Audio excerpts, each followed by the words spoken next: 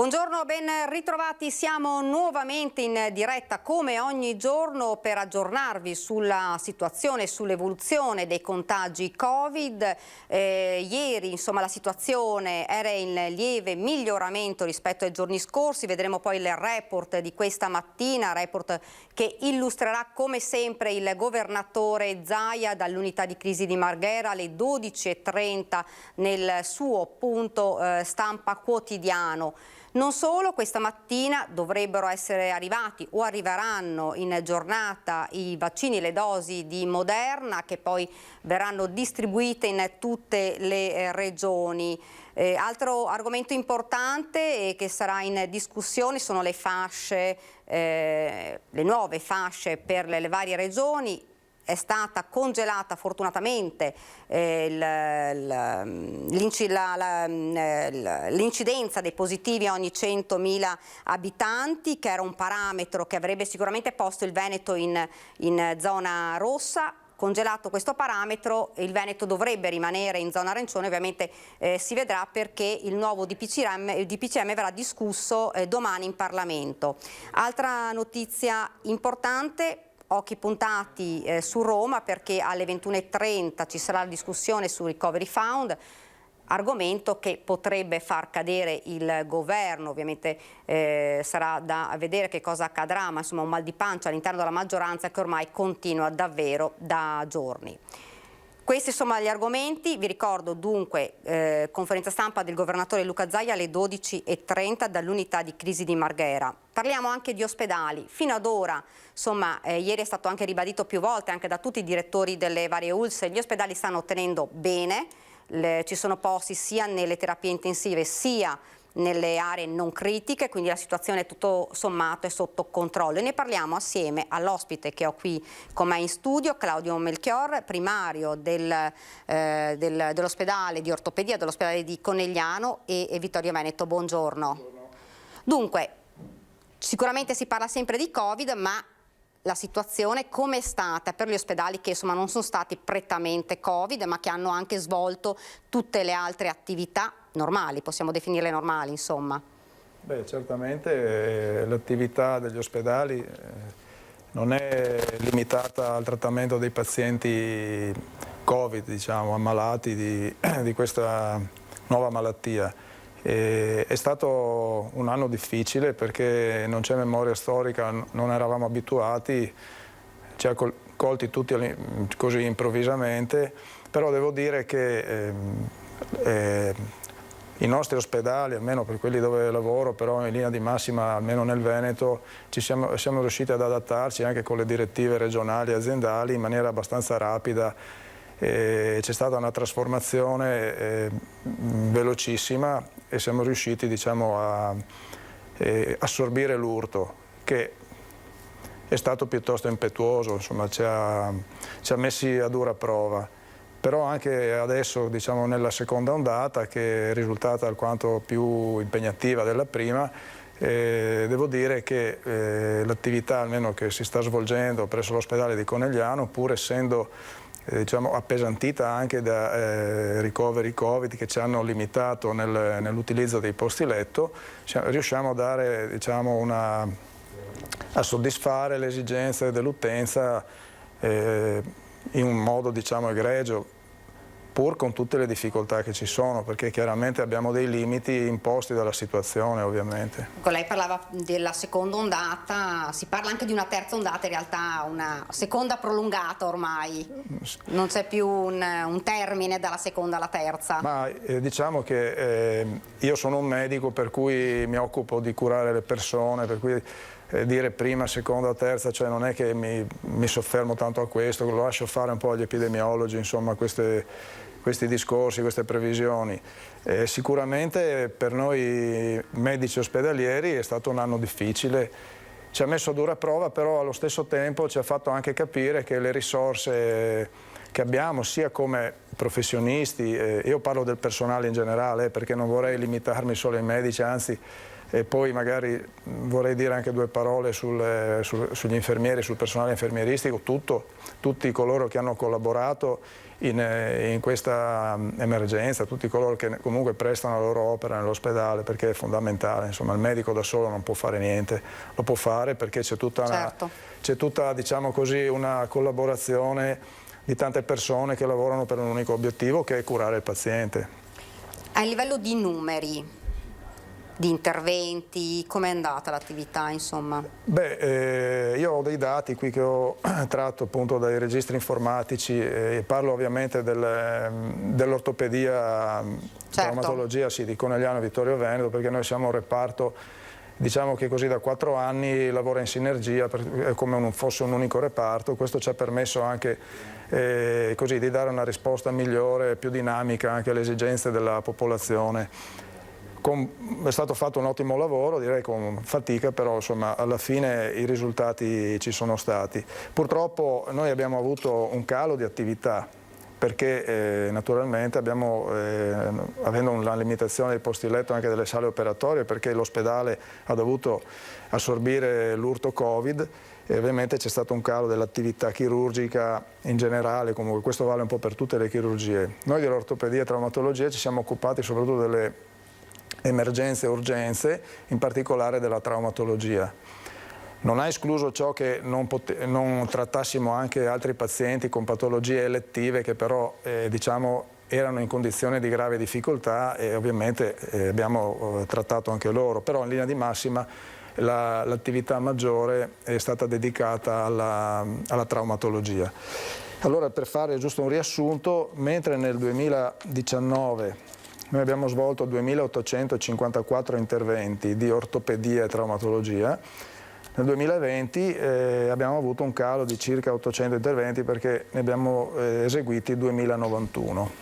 Per cui chiaramente sì, c'è stato un calo dovuto appunto alla riduzione dei posti letto, perché i tanti posti letto venivano utilizzati in ambiente internistico per curare i malati Covid, e poi perché tanti anestesisti erano impegnati nelle terapie intensive. Ecco, durante questo periodo, insomma, tra il lockdown, poi le varie fasce, pochi spostamenti, qualcuno diceva ma ci sono stati meno incidenti, quindi meno emergenza a livello traumatologico. Sì, diciamo così che è un po' sibillina la faccenda, nel senso che è vero che la grossa traumatologia, cioè quella dal stradale, diciamo, è calata un po', questo sicuramente, anche se diciamo che la maggior parte dei grandi traumi finiscono sempre negli ospedali hub tipo Treviso, per quello che riguarda la nostra provincia. Comunque anche da noi a Conegliano insomma, abbiamo avuto anche traumi impegnativi, però diciamo così che è un po' calata. In realtà è aumentata molto la traumatologia casalinga.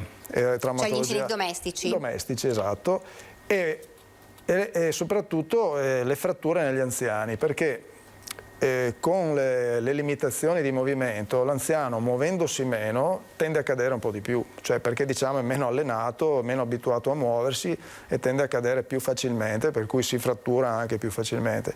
Perché noi in tutto il periodo del lockdown vero e proprio, quello di marzo e aprile, abbiamo operato come traumatologia tutti i giorni. Non c'è stato un giorno che noi non avessimo traumi da trattare chirurgicamente.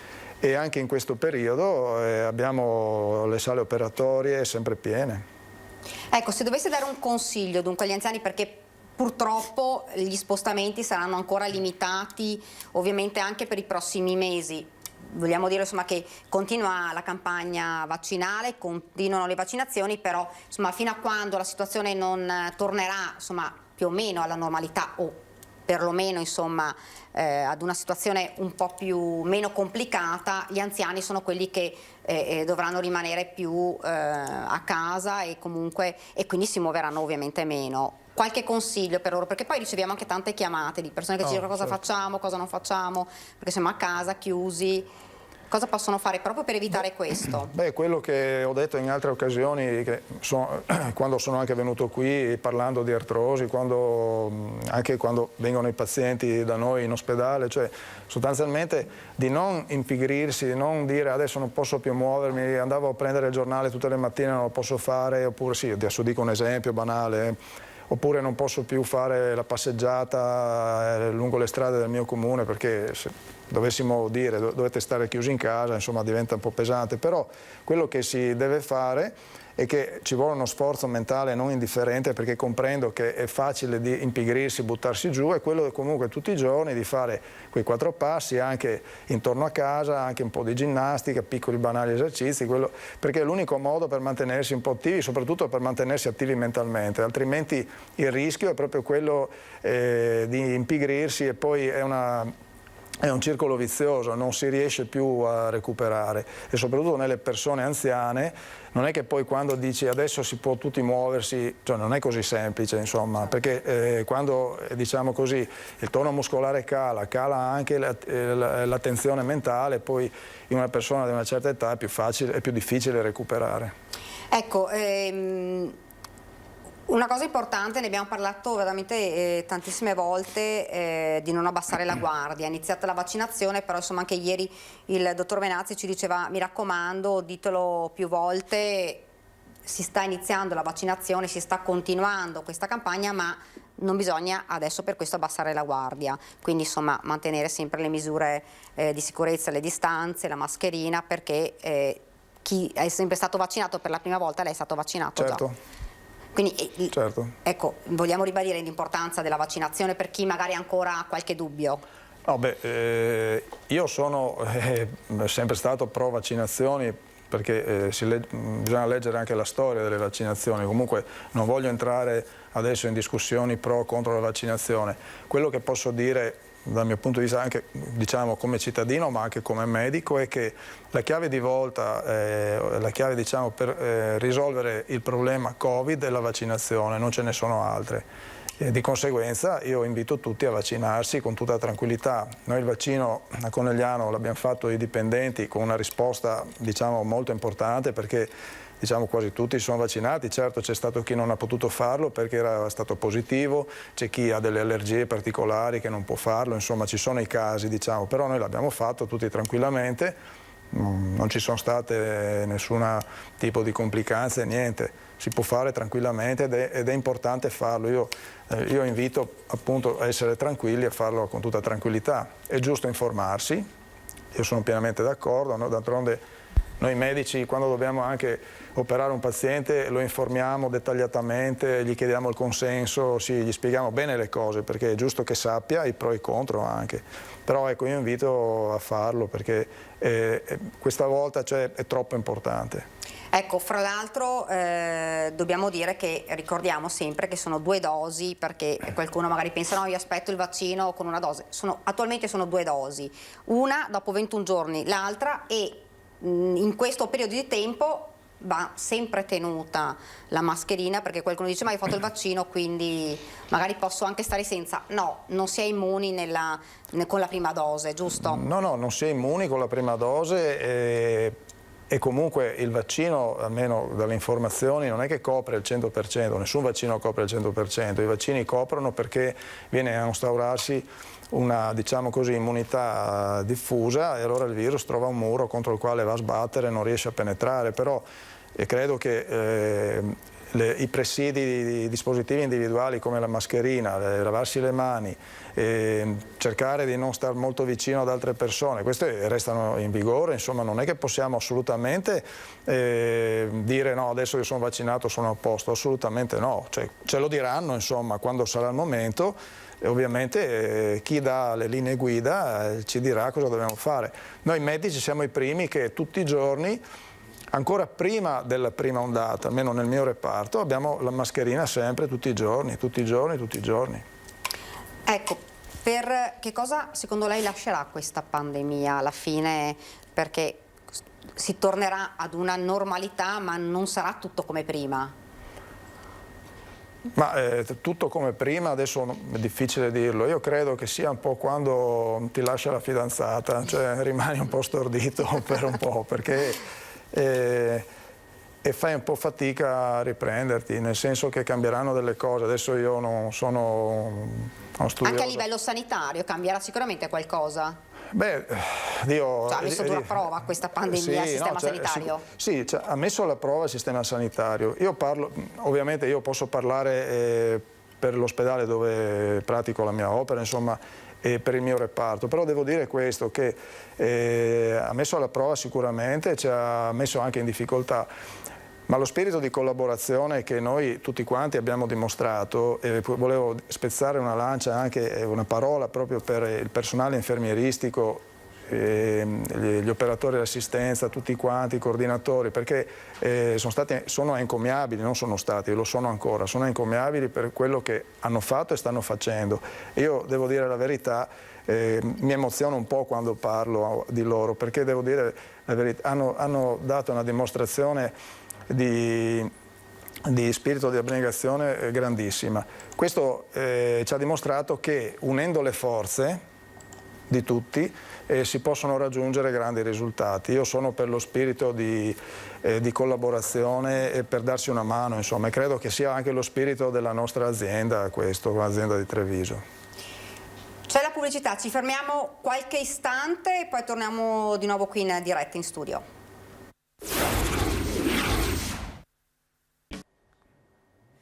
Siamo tornati nuovamente in studio, in diretta. Dovrei avere, e lo vedo già collegato nello schermo, il direttore generale dell'ULSS 2 Marca Trevigiana, Francesco Benazzi. Buongiorno.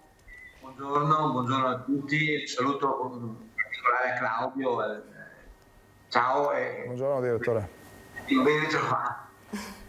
Dunque, direttore, oggi arriveranno, non si sa, dovrebbero essere arrivati o arriveranno a breve a Roma gli altri vaccini della Moderna, e dovrebbero arrivare quindi nel Veneto altre dosi. Sa niente di quando potranno arrivare? Perché so che le scorte nel Veneto, insomma, il secondo lotto è quasi esaurito. Sì, noi come Veneto, come lei già vede dai dati, siamo tra le regioni che vaccinano di più assolutamente. La provincia di Treviso insieme a quella di Venezia sono le due che stanno lavorando molto. Noi abbiamo oggi superato la soglia di 10.000 vaccini fatti fino ad oggi, quindi esauriremo le nostre scorte mercoledì. Noi ci auguriamo che oggi arrivino intanto i vaccini, dovrebbero arrivare entro oggi pomeriggio i vaccini della Pfizer per completare sostanzialmente i centri servizi, e stiamo lavorando molto vaccinando, devo dire con grande soddisfazione, i centri servizi per l'adesione che ci sono da parte degli ospiti, e quindi grazie ai familiari, agli ospiti stessi e ai direttori che ci stanno dando, delle case di riposo, ci stanno dando una grande mano. Stiamo vaccinando quasi il 100% e devo dire si è innalzato molto anche il livello di adesione da parte degli operatori, che sta sfiorando oltre l'85%, quindi degli ottimi risultati. Oggi dovrebbero arrivare 6, 7.000, 8.000 dosi che ci danno la possibilità quindi di arrivare fino alla fine della settimana o quasi. Faccio presente che noi come capacità di fuoco stiamo vaccinando intorno a 1.000-1.200 persone al giorno, quindi questa ulteriore dosi che arrivano dalla Pfizer ci danno la possibilità di arrivare fino a fine settimana, e poi dovremo riprendere dal giorno 16 chiaramente il richiamo delle prime persone che si sono vaccinate. Quindi avremo bisogno di ulteriori 7.000 dosi. Per quanto riguarda Moderna, sì, la Regione Veneto sta attendendo, perché arriverà in sede centrale, quindi a Venezia, il quantitativo che Arcuri mette a disposizione delle singole regioni, in modo tale da partire anche con questo ovviamente vaccino, che dà la possibilità di poter essere gestito intanto a -20 gradi e poi può rimanere in un frigo normale per circa 30 giorni, quindi molto più fruibile anche da parte di medici di famiglia che potrebbero poi partecipare nel momento in cui si chiude l'accordo a livello regionale a una campagna di vaccinazione complessiva. Ecco, al termine della vaccinazione degli anziani nell'RSA, più o meno quando si potrà partire con gli over 80, che insomma sono un'altra categoria ovviamente davvero a rischio? Tante persone ci stanno chiedendo quando potrebbe partire la vaccinazione per loro. Guardi, il Presidente Zaia ad ogni incontro che facciamo con i direttori generali sta premendo l'acceleratore al massimo, perché noi partiamo subito. Allora noi abbiamo due obiettivi sostanzialmente, abbiamo altre categorie fragili, infatti stiamo già pianificando il percorso già da questa settimana, abbiamo tutto il mondo della disabilità, quindi i CEU, i centri di diurni, le residenze, le comunità alloggio che devono essere fatte subito perché sono comunque fragili quanto ovviamente il mondo delle persone anziane che sono nell'RSA.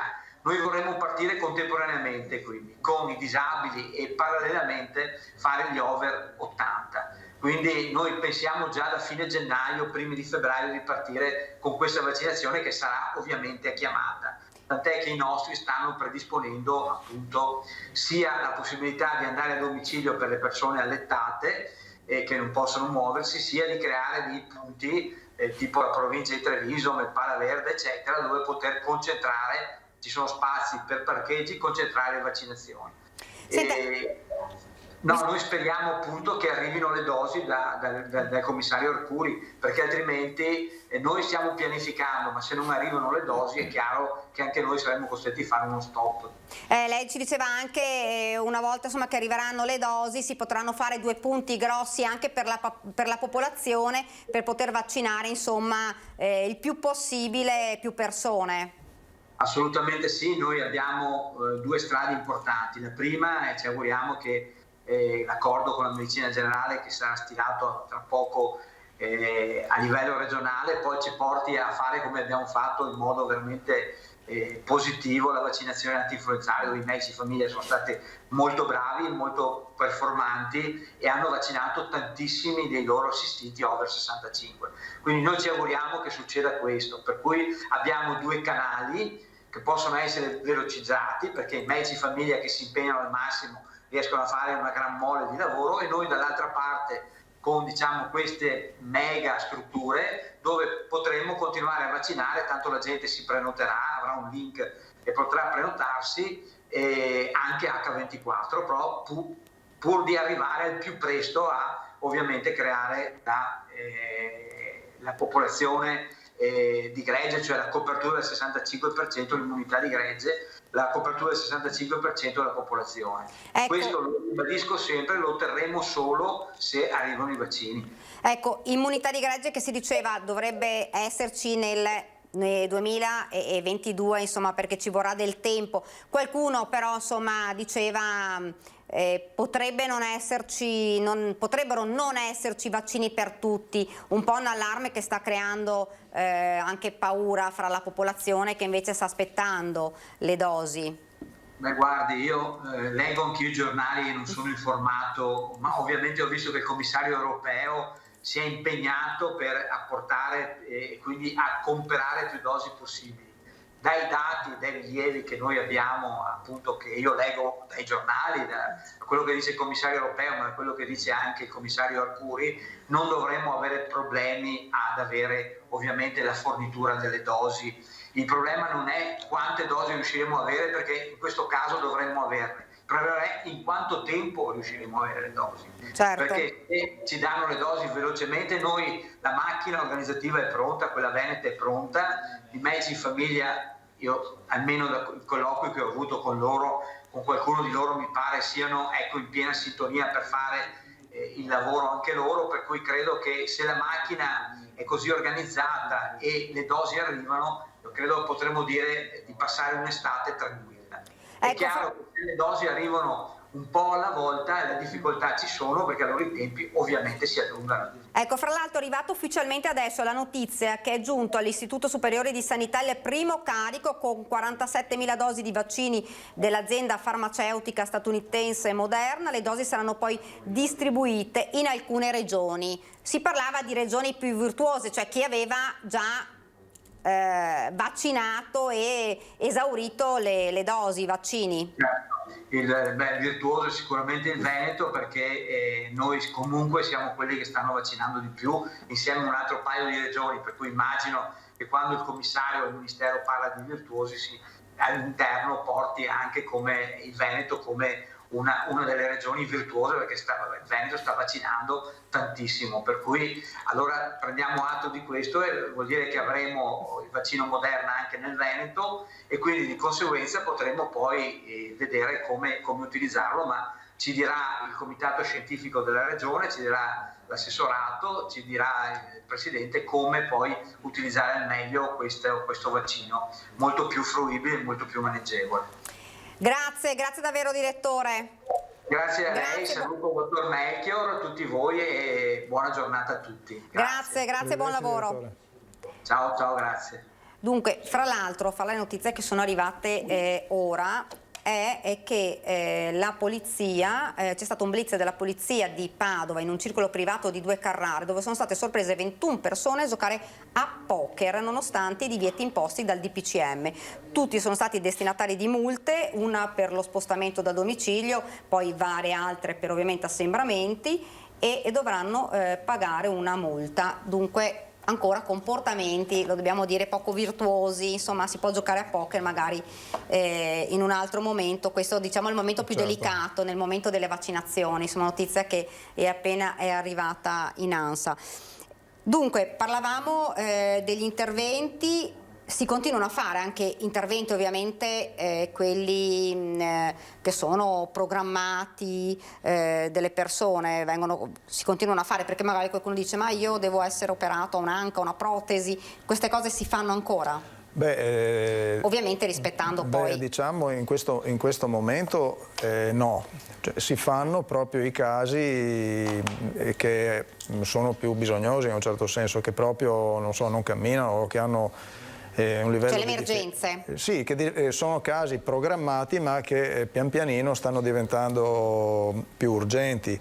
Ovviamente in questi casi qua sì, si cerca di venire incontro al paziente e dargli una mano, perché non è, voglio dire, non è che solo uno che si frattura e deve essere trattato, ci sono anche questi casi, ovviamente bisogna selezionarli bene e questo vale un po' per tutte le chirurgie, perché io sono anche capo dipartimento chirurgico, pertanto tutti i giorni noi a Conegliano ci troviamo per organizzare le sedute operatorie, perché avendo meno sale operatorie disponibili, perché gli anestesisti sono molto impegnati con le rianimazioni, naturalmente bisogna fare tutte delle opere di incastro per riuscire a sfruttare al massimo le sedute operatorie a disposizione. Finora ci siamo riusciti e ovviamente però la limitazione sull'attività elettiva esiste, cioè questo è un indirizzo proprio regionale, proprio perché l'ospedale sta in questo momento affrontando lo sforzo maggiore che è quello della pandemia. Ecco, fra l'altro io vedo nello schermo che si stanno preparando anche dall'unità di crisi di Marghera al punto stampa del governatore Zaia, vedete già pronto tutto, quindi a minuti dovrebbe arrivare il governatore. Un'altra domanda prima magari di cedere la parola all'unità di crisi, per chi insomma arrivano da voi fra l'altro tutti i pazienti degli ospedali che sono in questo momento ospedali Covid tipo Montebelluna, tipo Vittorio Veneto, quindi le urgenze o le emergenze arrivano da voi? Sì, arrivano dall'ortopedia di Montebelluna che non ha disponibilità, i pazienti vengono inviati o a Conegliano o anche a Treviso, insomma nel contesto provinciale dell'ULSS 2, dove c'è la disponibilità ad accogliere i pazienti. Questo è uno sforzo in più ovviamente, però come dicevo prima, in questo momento bisogna unire le energie per riuscire a superare questo momento di grave difficoltà. Io vedo che sta arrivando il governatore Zaia, quindi devo cedere la linea all'unità di crisi. Ringrazio Claudio Melchior, la linea all'unità di crisi di Marghera. Allora, siamo puntuali? Rimani qua. Buongiorno anche a Chiara. E io andrei, come vi dico sempre ormai, veloce col bollettino, con una premessa fondamentale che come al solito il fine settimana ha prodotto dati. Avete visto ieri ad esempio avevamo 38 decessi, oggi avremo recupero di quello che era stato caricato ieri, e anche sulle terapie intensive poi vi farò vedere c'è stato un errore di carico di almeno 10 postazioni in più, per cui poi vi consegno diciamo un dato di giornata vero, solido, fatto stamattina dal dottor Rosi. Allora, innanzitutto, poi ci sarà la dottoressa, l'assessore Lanzarin, che vi parlerà dell'incontro di ieri avuto con i medici di base, del monitoraggio dei tamponi fatti presso i medici di medicina generale e poi anche quello sulle farmacie, quindi avete i primi dati di tamponi sulle farmacie e medici di base, anche con l'incidenza della positività sui tamponi fatti. Totale di tamponi, guarda, facciamo anche veloci. Alla mia destra ci sono i molecolari, alla mia sinistra i rapidi, sono 3.493.231 molecolari, 2.141.512 rapidi, e in soldoni abbiamo sostanzialmente fatto 52.671 tamponi. 52.671 tamponi. E qual è l'esito? Abbiamo trovato, come vedete si sta abbassando, 2.134 positivi con un'incidenza del 4%. Considerate che la media nazionale adesso sul 15, 14, 15. E il dato, allora capite che se lo ripetiamo per chi ancora non avesse udito e capito, che se andiamo con questo dato sicuramente siamo i più alti d'Italia, ma la nostra incidenza è del 4%, la media nazionale sarà del 14% e ci sono un sacco di regioni che sicuramente hanno incidenza più alta. Non è un merito, vi dico come si legge il dato. 289.000 sono i positivi in questo. Guardate, se vi serve, ho visto che ieri avete apprezzato. Eccolo qua il dato. Così.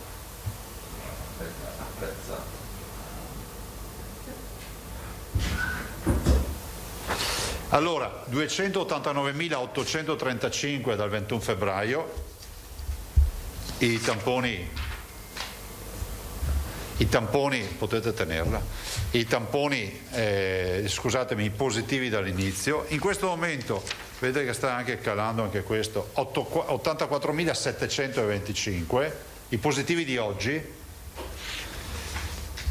Allora, sui ricoveri, attenzione che i numeri non sono proprio perfetti, ho l'obbligo di dirvelo.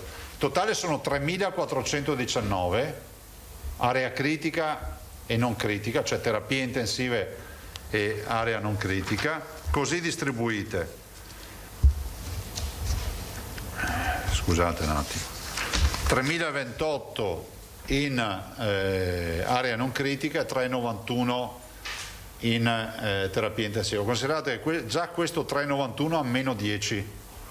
Vabbè, il bollettino di stamattina che avete in mano ha questo errore, c'è stato un errore nel carico, mi dice Rosi, nel veronese, ma sempre dovuto al fine settimana. Giustamente i medici devono fare i medici, non fare i burocrati, e quindi sanno, cioè, i tempi li capiamo e ci mancherebbe. Tant'è vero, dopo ve lo dico. I morti, anche qui ovviamente abbiamo recuperato tutto il fine settimana, il lunedì, come vi dico sempre, è così, quindi oggi abbiamo 166, ma non sono delle ultime 24 ore. Ovviamente nel bollettino nazionale oggi avremo 166 morti. 7.593. I dimessi sono 12.031. I vaccini, sono arrivate le dosi anche stamattina, siamo al 96,30% di vaccinazioni già fatte rispetto al nostro magazzino, ovvero 76.471 veneti hanno avuto la vaccinazione. Sostanzialmente sono case di riposo e ovviamente gli ospedali. Magari sì, che iniziamo anche a mettere da parte, perché capite che adesso avremo il tema dei richiami al 21° giorno. I primi li abbiamo fatti il 27, quindi siamo praticamente a ridosso del primo richiamo per quelle famose 875 dosi che avevamo il 27, il Vax Day, cioè il giorno del vaccino. Vi dicevo prima, ecco, Questa è una curva che mi ha dato il dottor Rosi delle terapie intensive. Ve la posso anche dare, dopo ve la do, e qui avete il numero, sono 342 terapie intensive in questo momento, la punta avevamo avuto 401. Quindi lo scollinamento ad oggi, perché domani potrebbe essere a 420, 430, ma lo scollinamento è avvenuto a 401 postazioni e oggi a 342. Abbiamo in questo momento 97 letti di terapia intensiva liberi. Cosa è successo? Considerazioni. Allora, le considerazioni sono presto dette. Come diciamo tutti i giorni, intanto se guardate i dati nazionali vedete che le regioni stanno crescendo, vedete che si sta inasprendo la situazione, che le curve non sono assolutamente verso il basso e io e i nostri tecnici possono dare delle prospettive. Può essere che per noi ci sia una direzione, può essere che per noi ci sia una direzione in calo, magari perché abbiamo passato l'onda, diciamo, importante quando altri non ce l'avevano. Può essere che ci sia un'inversione di tendenza repentina e si torni su, è accaduto già in alcune regioni. Vi ricordo ad esempio che quando si parla di tasso di ospedalizzazione, cioè percentuale di malati sulla popolazione, noi siamo la 6ª regione d'Italia, ci sono ben 5 regioni davanti a noi. Lo dico perché, per dare una dimensione, non perché siano meno bravi, per dare una dimensione che il virus si sta veramente facendo sentire. Peraltro in realtà dove ci sono state restrizioni che noi non abbiamo fatto, vorrei anche ricordarvi questo. Cioè, mi spiego, ci sono tassi di ospedalizzazione più alti del nostro in regioni che hanno fatto restrizioni che noi non abbiamo fatto. Lo dico a titolo informativo per far capire quanto variegata sia questa questione. Il tema di un virus mutato è ormai una realtà, non sappiamo ancora se l'effetto che ha avuto in Germania e in Gran Bretagna si trasferirà anche nel nostro paese. Di certo la preoccupazione c'è ed è una preoccupazione reale. Allora, io vorrei essere chiaro, perché qualcuno magari comincia a dire ma state facendo terrorismo, ma qua. Allora, questo è un punto per informare i veneti che vogliono essere informati. Se scegliessimo il liberi tutti,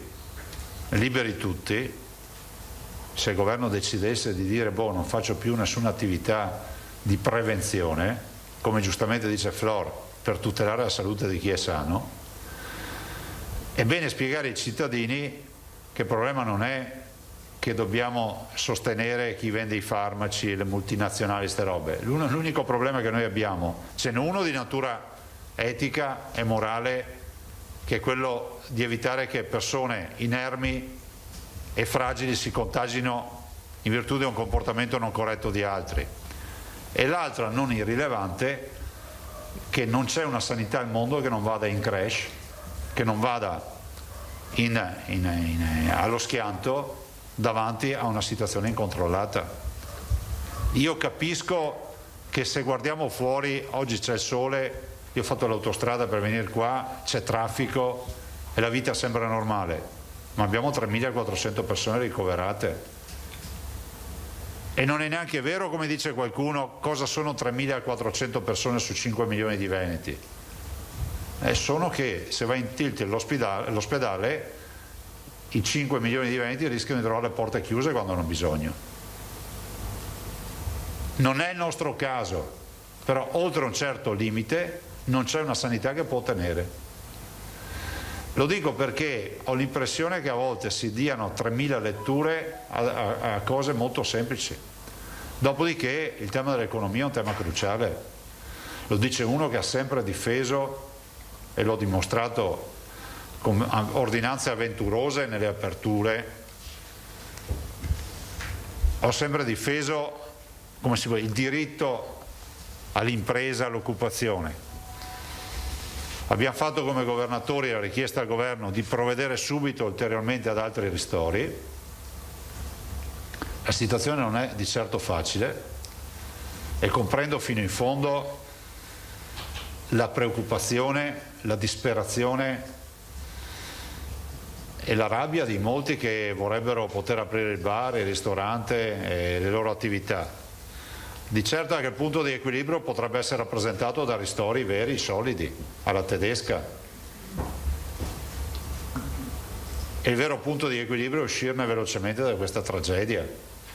Vi ricordo che siamo davanti a un virus che è influenzale, parainfluenzale, che dipende molto dal tempo, cioè dalla stagionalità. Aprile ne siamo usciti velocemente perché poi è 21 febbraio, 21 marzo e poi è arrivata la primavera e il caldo, insomma in 3 mesi l'abbiamo risolta sta partita. Adesso noi siamo dai primi di ottobre che si va avanti, quindi ottobre, novembre, dicembre e stiamo chiudendo anche gennaio, sono 4 mesi. Contiamo moltissimo sulle vaccinazioni. Più vaccini ci danno, più veloci siamo a vaccinare tutti i veneti, saremo a vaccinare tutti i veneti.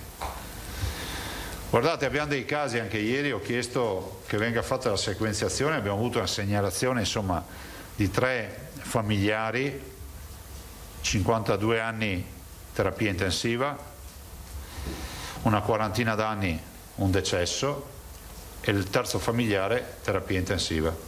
Sono delle cose inspiegabili. E quindi lì ho avuto per caso questa notizia che mi è stata data. Mi è stata mandata con un messaggio, no? Guarda cosa fa il virus. E ho chiesto subito che si vadano a recuperare i tamponi di questi 3 cittadini per provare a sequenziare e capire se c'è qualcosa di diverso. Cioè non è normale che in una famiglia accada questo. C'è un decesso di un 40enne, un 50enne intubato e il terzo familiare intubato. E ci sono molte cose che non riusciamo a spiegare, Sono tutti magari esperti della soluzione miracolosa, della pozione magica, ma la verità è che il mondo intero è nel caos con questo virus. Allora, i stupidi saranno tutti qua in Veneto, ma vedo che anche in giro per il mondo, cioè, scusatemi l'espressione, non se ne viene più fuori. Vi ricordo che la Germania ormai ha iniziato le restrizioni col lockdown, non la zona rossa, il lockdown il 16 di dicembre. E non si sa quando toglierà il lockdown, così come vi dicevo ieri a Gran Bretagna. Perché vi dico tutte queste robe? Perché è giusto che i cittadini sappiano che stiamo lavorando su questo fronte e noi contiamo che la vera via di uscita sia il vaccino, perché non abbiamo altre luci in fondo al tunnel. Non possiamo sperare che questo tema si risolva da solo. Si risolverà da solo, ma con dei tempi che sono tempi della natura. Professor Palù, che vi annuncio già sarà qui, mi ha dato conferma la scorsa settimana, sarà qui venerdì mattina, verrà qui, interverrà sui vaccini e sarà a disposizione per domani, dice guarda, mediamente queste pandemie nella storia, magari glielo chiederete venerdì, durano un paio d'anni. E quindi il primo anno ce lo siamo fatto, il secondo cerchiamo di fare in modo che non ci sia perché facciamo il vaccino, perché nella storia non avevano il vaccino. In molte pandemie che sono citate nei libri di storia. E avremo un incontro ancora con il governo per il DPCM. C'è questo tema del ministro che ieri ha introdotto il tema di un valore di introdurre una classificazione a rischio alto, no? Come si dice, uscendo da sto tema dell'incidenza, perché l'incidenza, se non è uniforme la pratica dei tamponi in percentuale sulla popolazione di ragione, è impossibile calcolarla. Fra l'altro vi ho fatto preparare un lavoro che sarà pronto in giornata con l'incidenza calcolata per ogni regione in percentuale e poi anche la percentuale di tamponi che quella regione ha fatto sulla popolazione. Quindi vedrete l'incidenza che sarà così dove è così con i tamponi, sarà così dove è così con i tamponi, cioè è direttamente correlata al numero di tamponi che fai. E quindi ve l'ho fatto preparare con una tabella e anche con un grafico in modo tale che avete uno spaccato di perché si fanno questi discorsi. Ma il ministro stesso ha detto che con queste condizioni non possiamo valutare un parametro come questo. L'ho sentito anche stamattina e quindi niente, ho sentito anche il dottor Arcuri rispetto ai temi delle forniture, ci confermano i vaccini, quindi non ci sono problemi nella fornitura dei vaccini. Sapete, noi siamo un po' preoccupati perché abbiamo i richiami, stanno arrivando i primi, anzi sono già arrivati i primi Moderna, non sono ancora arrivati, comunque arriveranno le prime microdosi di Moderna, perché su 100.000 dosi di gennaio a noi ne toccheranno quante? 8.000 forse, noi calcoliamo più o meno l'8%, e poi a febbraio saranno 600.000 e poi si dice 1 milione al mese. Speriamo che si risolva il tema AstraZeneca, perché AstraZeneca ci permetterebbe di fare una vaccinazione di massa e una diffusione della vaccinazione di massa, cioè avere più fronti vaccinali, perché è un vaccino gestibile come quello influenzale, e quindi medici di base, farmacie, insomma tutto quello che scende in campo. Quali sono i tempi? Vi ricordo che in 2 mesi, grazie alla grande rete vaccinale del Veneto, ai medici di base, a tutti coloro che sono messi a disposizione, noi abbiamo fatto 1.332.000 vaccini in 2 mesi anti-influenzali. Fateci che magari ci mettiamo un po' di più gas nella macchina e c'è un po' più di volontà a correre. Considerate, diamo per scontato, scusatemi, che un 20% dei veneti magari non se lo faccia, quindi siano 4 milioni, vuol dire che in 4 mesi dovremmo comunque riuscire a farlo. Se ne facciamo un paio di milioni ogni 2 mesi, 4 milioni in 4 mesi. Potrebbe essere verosimile se oggi avessimo un magazzino che per l'estate, inizio estate, si sia fatto sostanzialmente il giro di boa, però a 40.000 vaccini a settimana, cioè arriviamo a settembre, cioè il programma è di fare l'ultimo trimestre dell'anno per chiudere tutte le vaccinazioni, cioè un recupero di 6 mesi sulla tabella di marcia per noi significherebbe vita per i territori, attività produttive e anche mentale, no? Libertà in generale, perché comunque stiamo vivendo da segregati e questo è un dato concreto. Se avete domande poi vi lascio l'assessore Lanzarin, che ha un bel aggiornamento fra l'altro con dati su quello che stiamo facendo. Rosato, Marchiori. Volevo solo dirvi una roba, questa non è, vi chiedo solo di non dare la diffusione è finita, avanti tutta, adesso è semplicemente un'informazione di giornata, domani potrebbe essere così la curva, però sono esattamente 11 giorni che hanno questa tendenza. Carlo, te la do o Federico? Grazie. Prego Filippo. Buongiorno. Buongiorno. Intanto le chiederei un attimo di chiarire questo cronoprogramma sui vaccini, nel senso che siccome noi abbiamo segnali, in realtà noi abbiamo segnali in generale di una penuria di vaccini rispetto al fabbisogno complessivo del Paese, per varie ragioni, insomma il mercato internazionale, i produttori, insomma quello che è, l'impossibilità anche di fare accordi bilaterali a quello che sembra. Realisticamente, cioè contando sui vaccini di cui potremo disporre, più che sperando che ne arrivino di più. Il cronoprogramma, lei ci aveva detto che si sperava che entro l'estate la copertura fosse assicurata. È confermato questo? Sì, confermo che con questa dotazione, fornitura settimanale costante, il programma che le regioni si sono date è di chiudere la vaccinazione con le ultime categorie. Guardate, vuol dire, per capirci, che gli over 70 ad aprile saranno tutti vaccinati nella peggiore delle ipotesi, ma pensare che anche l'ultimo cittadino dice io volevo il vaccino, ho 12 anni, e questo lo si può garantire con questa fornitura a settembre, nell'ultimo trimestre, fine settembre. Questo è il programma che abbiamo avuto dal governo rispetto alle forniture, però ci sono delle varianti positive.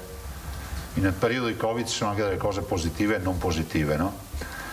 Nel senso che abbiamo contezza del fatto che sul mercato non ci sarà solo Moderna, ma dopo la dichiarazione di OMS, che ho visto che nessuno ha valorizzato, di 4 giorni fa, io l'ho vista nei siti internazionali, che dice che in caso di necessità si può provvedere in urgenza a utilizzare AstraZeneca, immagino che rappresenti un'apertura per l'utilizzo. Ma l'OMS ieri ha anche detto che entro il 2021 non ci sarà immunità di gregge.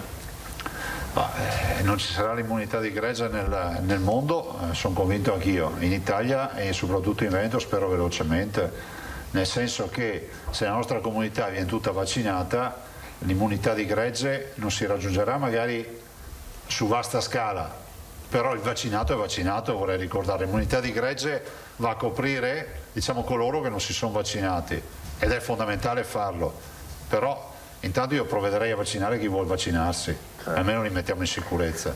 Mi perdoni, con la dotazione data il cronoprogramma prevede il completamento a settembre, fine settembre. Sì, fine settembre. Se invece se ci fosse un surplus di vaccini? La nostra allora, torniamo a ritroso. No, siccome io la nostra capacità vaccinale con i vaccini in magazzino pieno, in 4 mesi li facciamo tutti i veneti, cioè 5 mesi mi rovino, però prima dell'estate riusciamo a vaccinare tutti, però ci vogliono i vaccini, ragazzi, cioè noi abbiamo 4.900.000 veneti che potenzialmente potrebbero chiedere vaccino, togliamo i bimbi eccetera, però lo sappiamo che se guardiamo i ricoveri e guardiamo la stratificazione, quando noi interveniamo dai 40 anni in su abbiamo dato una super copertura già alla comunità, soprattutto parlo stratificazione sui ricoveri, perché è ovvio che poi il virus colpisce tutte le fasce d'età, ma i ricoveri noi l'80% dei ricoveri ce li abbiamo dai 50 anni in su. No, mi perdoni se insisto, ma siccome io avevo in mente questo dato, entro giugno copriremo la popolazione. È impossibile con questa fornitura. Con questa fornitura è impossibile. Però siamo fiduciosi perché se... Cioè la macchina sarebbe in grado, ma con queste forniture... Vi ho dato il dato, guardate, 1.300.000 vaccini in un paio di mesi. Tutti, assieme ai medici di base, tutti per carità. Quindi ipotizziamo che la macchina venga rinforzata perché tale è. Arrivi anche a farne 1,5 milioni, per dire, in 2 mesi vuol dire che in 6 mesi ne fai 4,5 milioni, ma 4,5 milioni vuol dire aver vaccinato tutti i veneti. 2 cose, vado veloce e concludo. Ci segnalano questa iniziativa da un gruppo di ristoratori che sembra che abbiano raccolto 50.000 adesioni, che in segno di protesta vogliono fare un pranzo e una cena aperti a tutti. Ne ha sentito non so niente, cosa? Non so nulla. E l'ultima cosa invece che le chiedevo è un po' che non parliamo dell'algoritmo, del modello della regione, cosa sta segnalando in questo periodo? Guardate, io l'ho visto stamattina, ho visto un po' di dati del SER, che fra l'altro ringrazio. C'è sicuramente un calo dei ricoveri. La curva delle dimissioni è maggiore di quella dei ricoveri. È da un po' di giorni così. Cioè, noi prima vedevamo la curva dei ricoveri che era a questo livello, le dimissioni a questo livello, vuol dire che il delta era per noi pesante perché dimettevamo meno persone, liberavamo meno letti di quelli che ci servivano ogni giorno. Oggi invece liberiamo più letti di quelli che ci servono, tradotto in soldoni. Questo sta accadendo da un po' di giorni. Dopodiché, ragazzi, se abbassiamo la guardia ci mettiamo un istante a tornare su. Punto. A me spiace che ci sia qualcuno che pensa che questa sia ancora una farsa, che sia un'invenzione dei marziani o altre robe del genere. Io penso solo che se non avessimo gli uomini e le donne della sanità che abbiamo noi in Veneto e l'organizzazione che noi abbiamo dato a questa sanità, oggi avremmo pazienti a terra. Nel senso, a terra significa non presi in carico. Se Filippo ha terminato, Marchiori, Giacomuzzo, Prigioni. Sì, buongiorno Presidente. Toccando prima la tematica economica, a corredo della domanda del collega Tosato, volevo chiedere invece cosa ne pensa dell'iniziativa lanciata da un imprenditore di Pesaro, cui però si sono uniti migliaia di altri imprenditori, di riaprire le saracinesche, quindi contro le restrizioni, a partire da venerdì, di bar e ristoranti. Cioè, guardate, io non esprimo nessuna considerazione, cioè, capisco fino in fondo la loro disperazione. Se avessero i ristori sul delta del fatturato che perdono rispetto al mese dell'anno precedente, penso che nessuno starebbe qui a parlare di riaperture. Il governo può solo fare una cosa: mandare i ristori. Finora di tutti gli imprenditori che almeno noi abbiamo sentito, nessuno li ha ancora ricevuti, e stiamo parlando di ormai chiusure da marzo. Sì, ne abbiamo parlato 1000 volte di questo tema.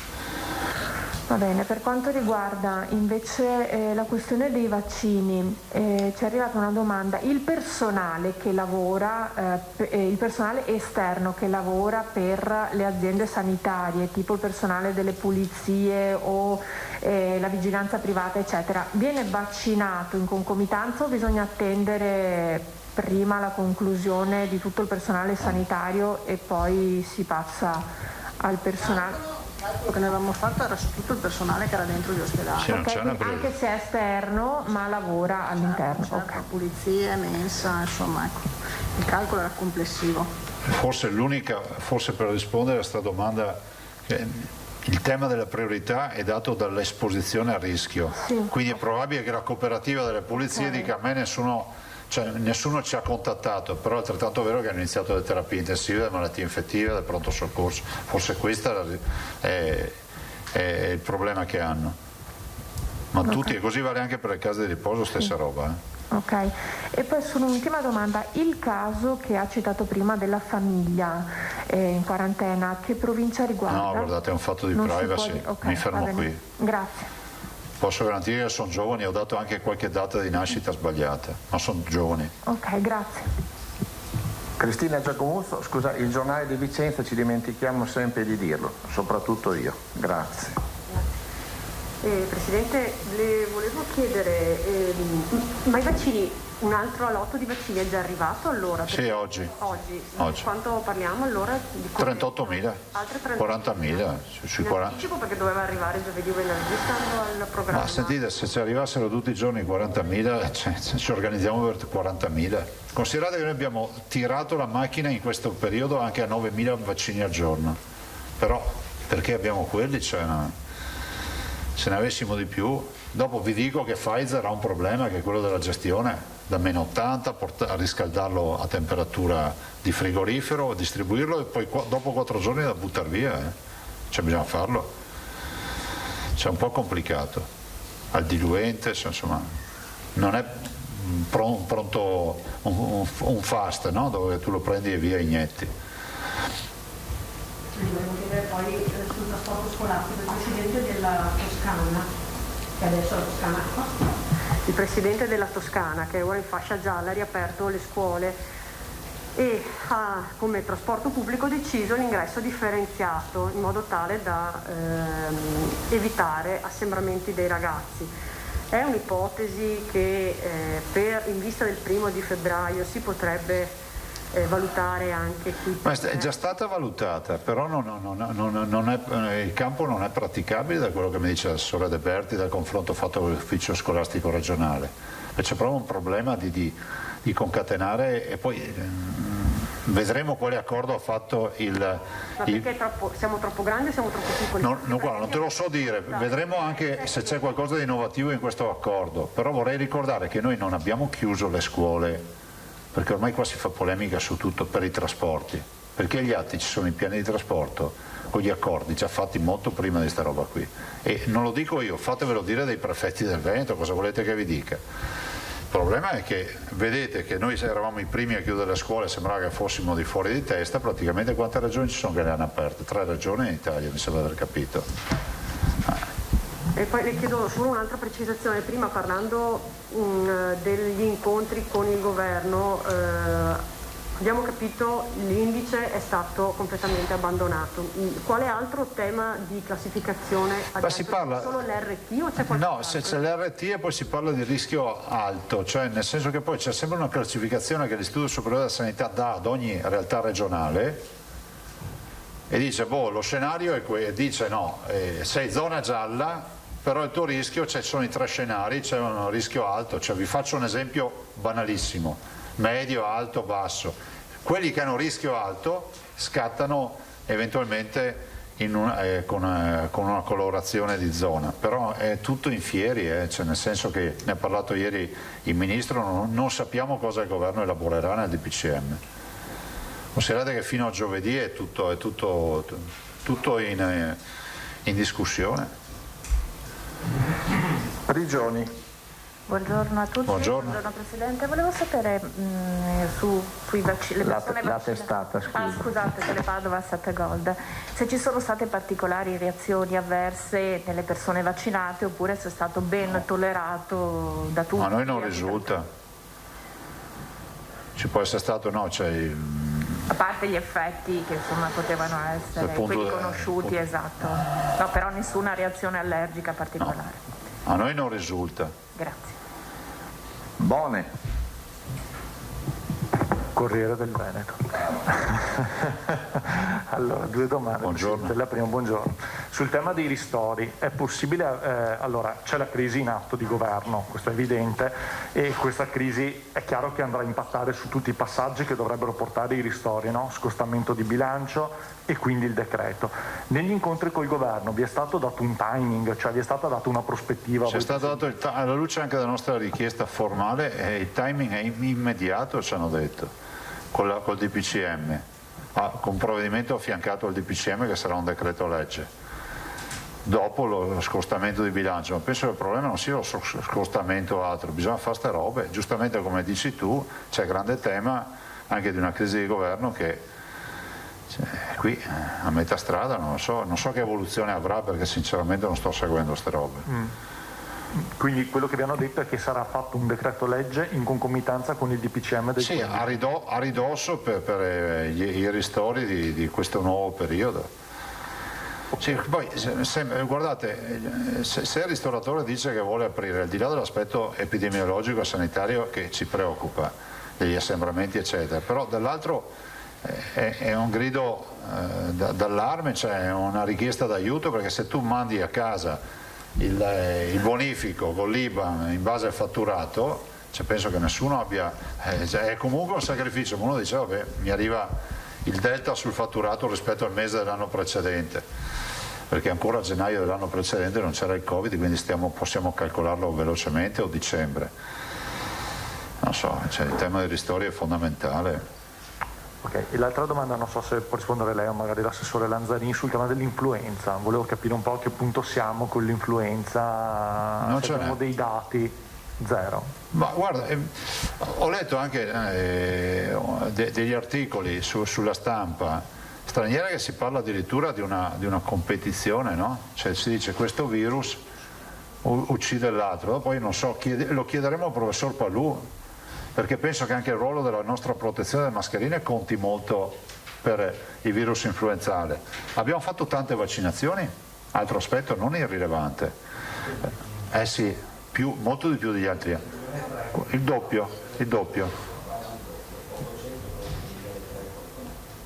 sì, 1,4 milioni quasi di influenza contro le 800 degli anni precedenti. Ci abbiamo avuto molte più adesioni, anche perché molti cittadini hanno pensato giustamente alla copertura, no? Dicono non vorrei mai prendermi il Covid e anche l'influenza. Quindi questo, Marco, però venerdì veramente sarà un bel incontro, ci sarà il professor Palù, queste domande le faremo direttamente a lui.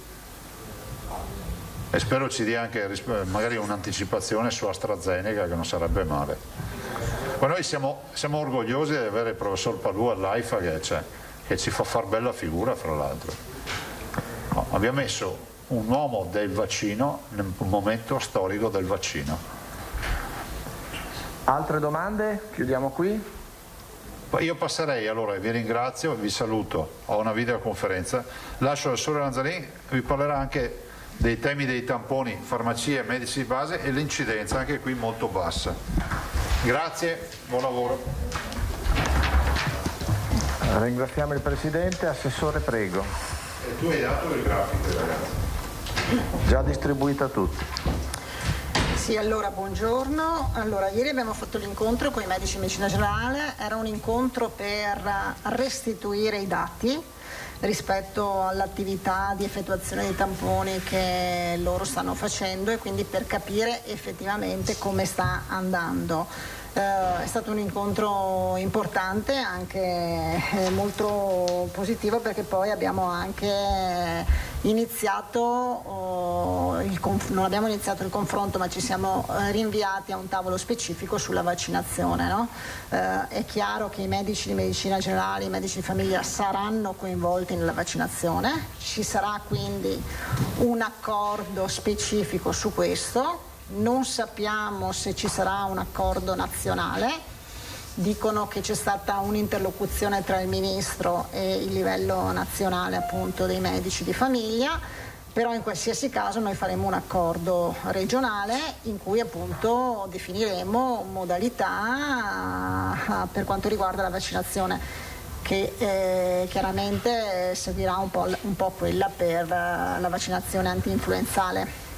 È altrettanto chiaro, e con loro insomma sono concordi, che potremmo mettere in atto insomma questa cosa, intanto lavoriamo agli accordi, solo nel momento in cui avremo vaccini, ma soprattutto abbiamo un vaccino, come diceva il Presidente, AstraZeneca, che non ha bisogno della catena del freddo, non ha bisogno di particolari condizioni, quindi può essere anche somministrato da loro e anche da altri soggetti, insomma. Le farmacie sono state inserite nella finanziaria, c'è qualcosa che richiama le farmacie nell'ultima finanziaria, si parla dei specializzandi per i vaccini, anche qui stiamo iniziando un'interlocuzione con i specializzandi perché sono citati e potrebbero quindi anche loro insomma partecipare alla campagna di vaccinazione.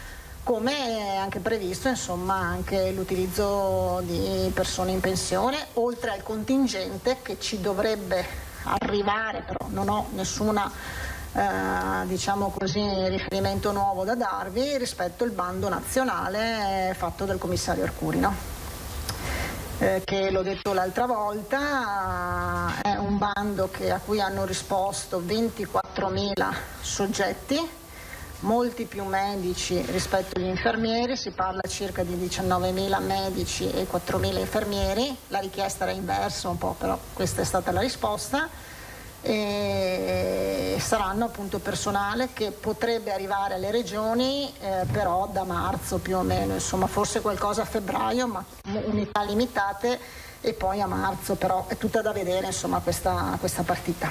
Allora, per quanto riguarda i numeri invece con i medici di medicina generale, allora noi sì. Non ho un conteggio, non c'è un conteggio oggi definito, perché poi c'è anche una considerazione rispetto a non solo in base al numero di abitanti, stanno facendo una proporzione in base al numero di abitanti, ma anche in base un po' alle caratteristiche, insomma come sono organizzate, credo che anche in base a questo insomma le regioni, quindi non ho un numero. È certo che se arrivano persone arriveranno soprattutto nei mesi di aprile, maggio e giugno principalmente. A febbraio e a marzo poche unità, insomma non grandi numeri, ecco. Mentre da aprile, quindi i mesi di aprile, maggio e giugno, potrebbero arrivare invece più persone.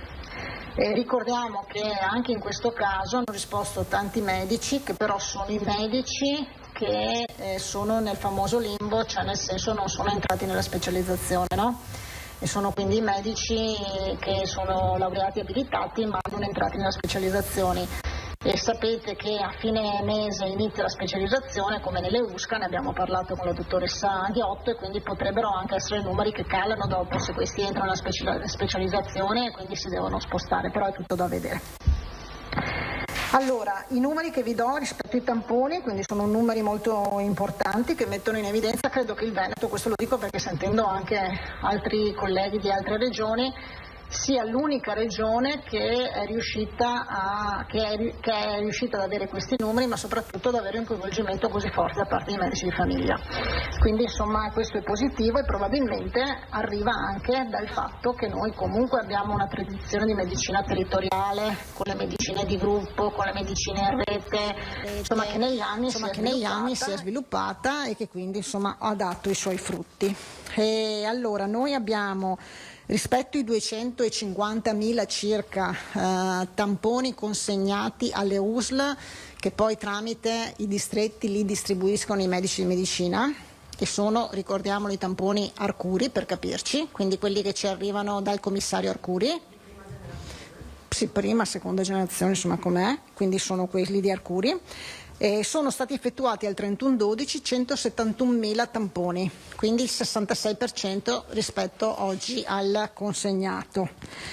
Di questi 171.000 il 14% ha dato esito positivo e l'85-55 esito negativo, e 14% esito positivo e l'85,55 esito negativo, e sono state quindi emesse circa 122.000 provvedimenti contumaciali, ossia il provvedimento di quarantena o il provvedimento di isolamento.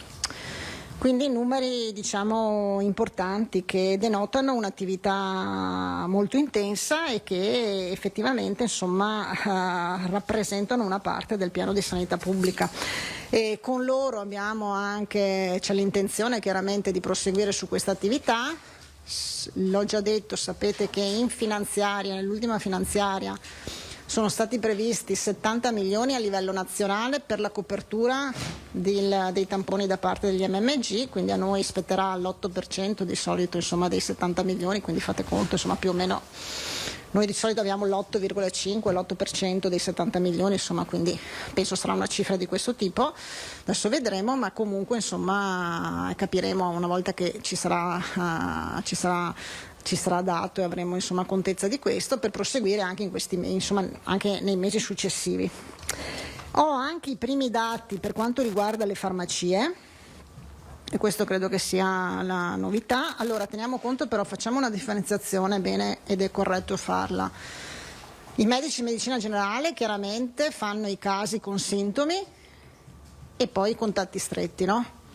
Quindi uno chiama il medico, va a fare il tampone perché ha sintomi e quindi il medico prescrive, insomma fa il tampone, oppure i contatti stretti.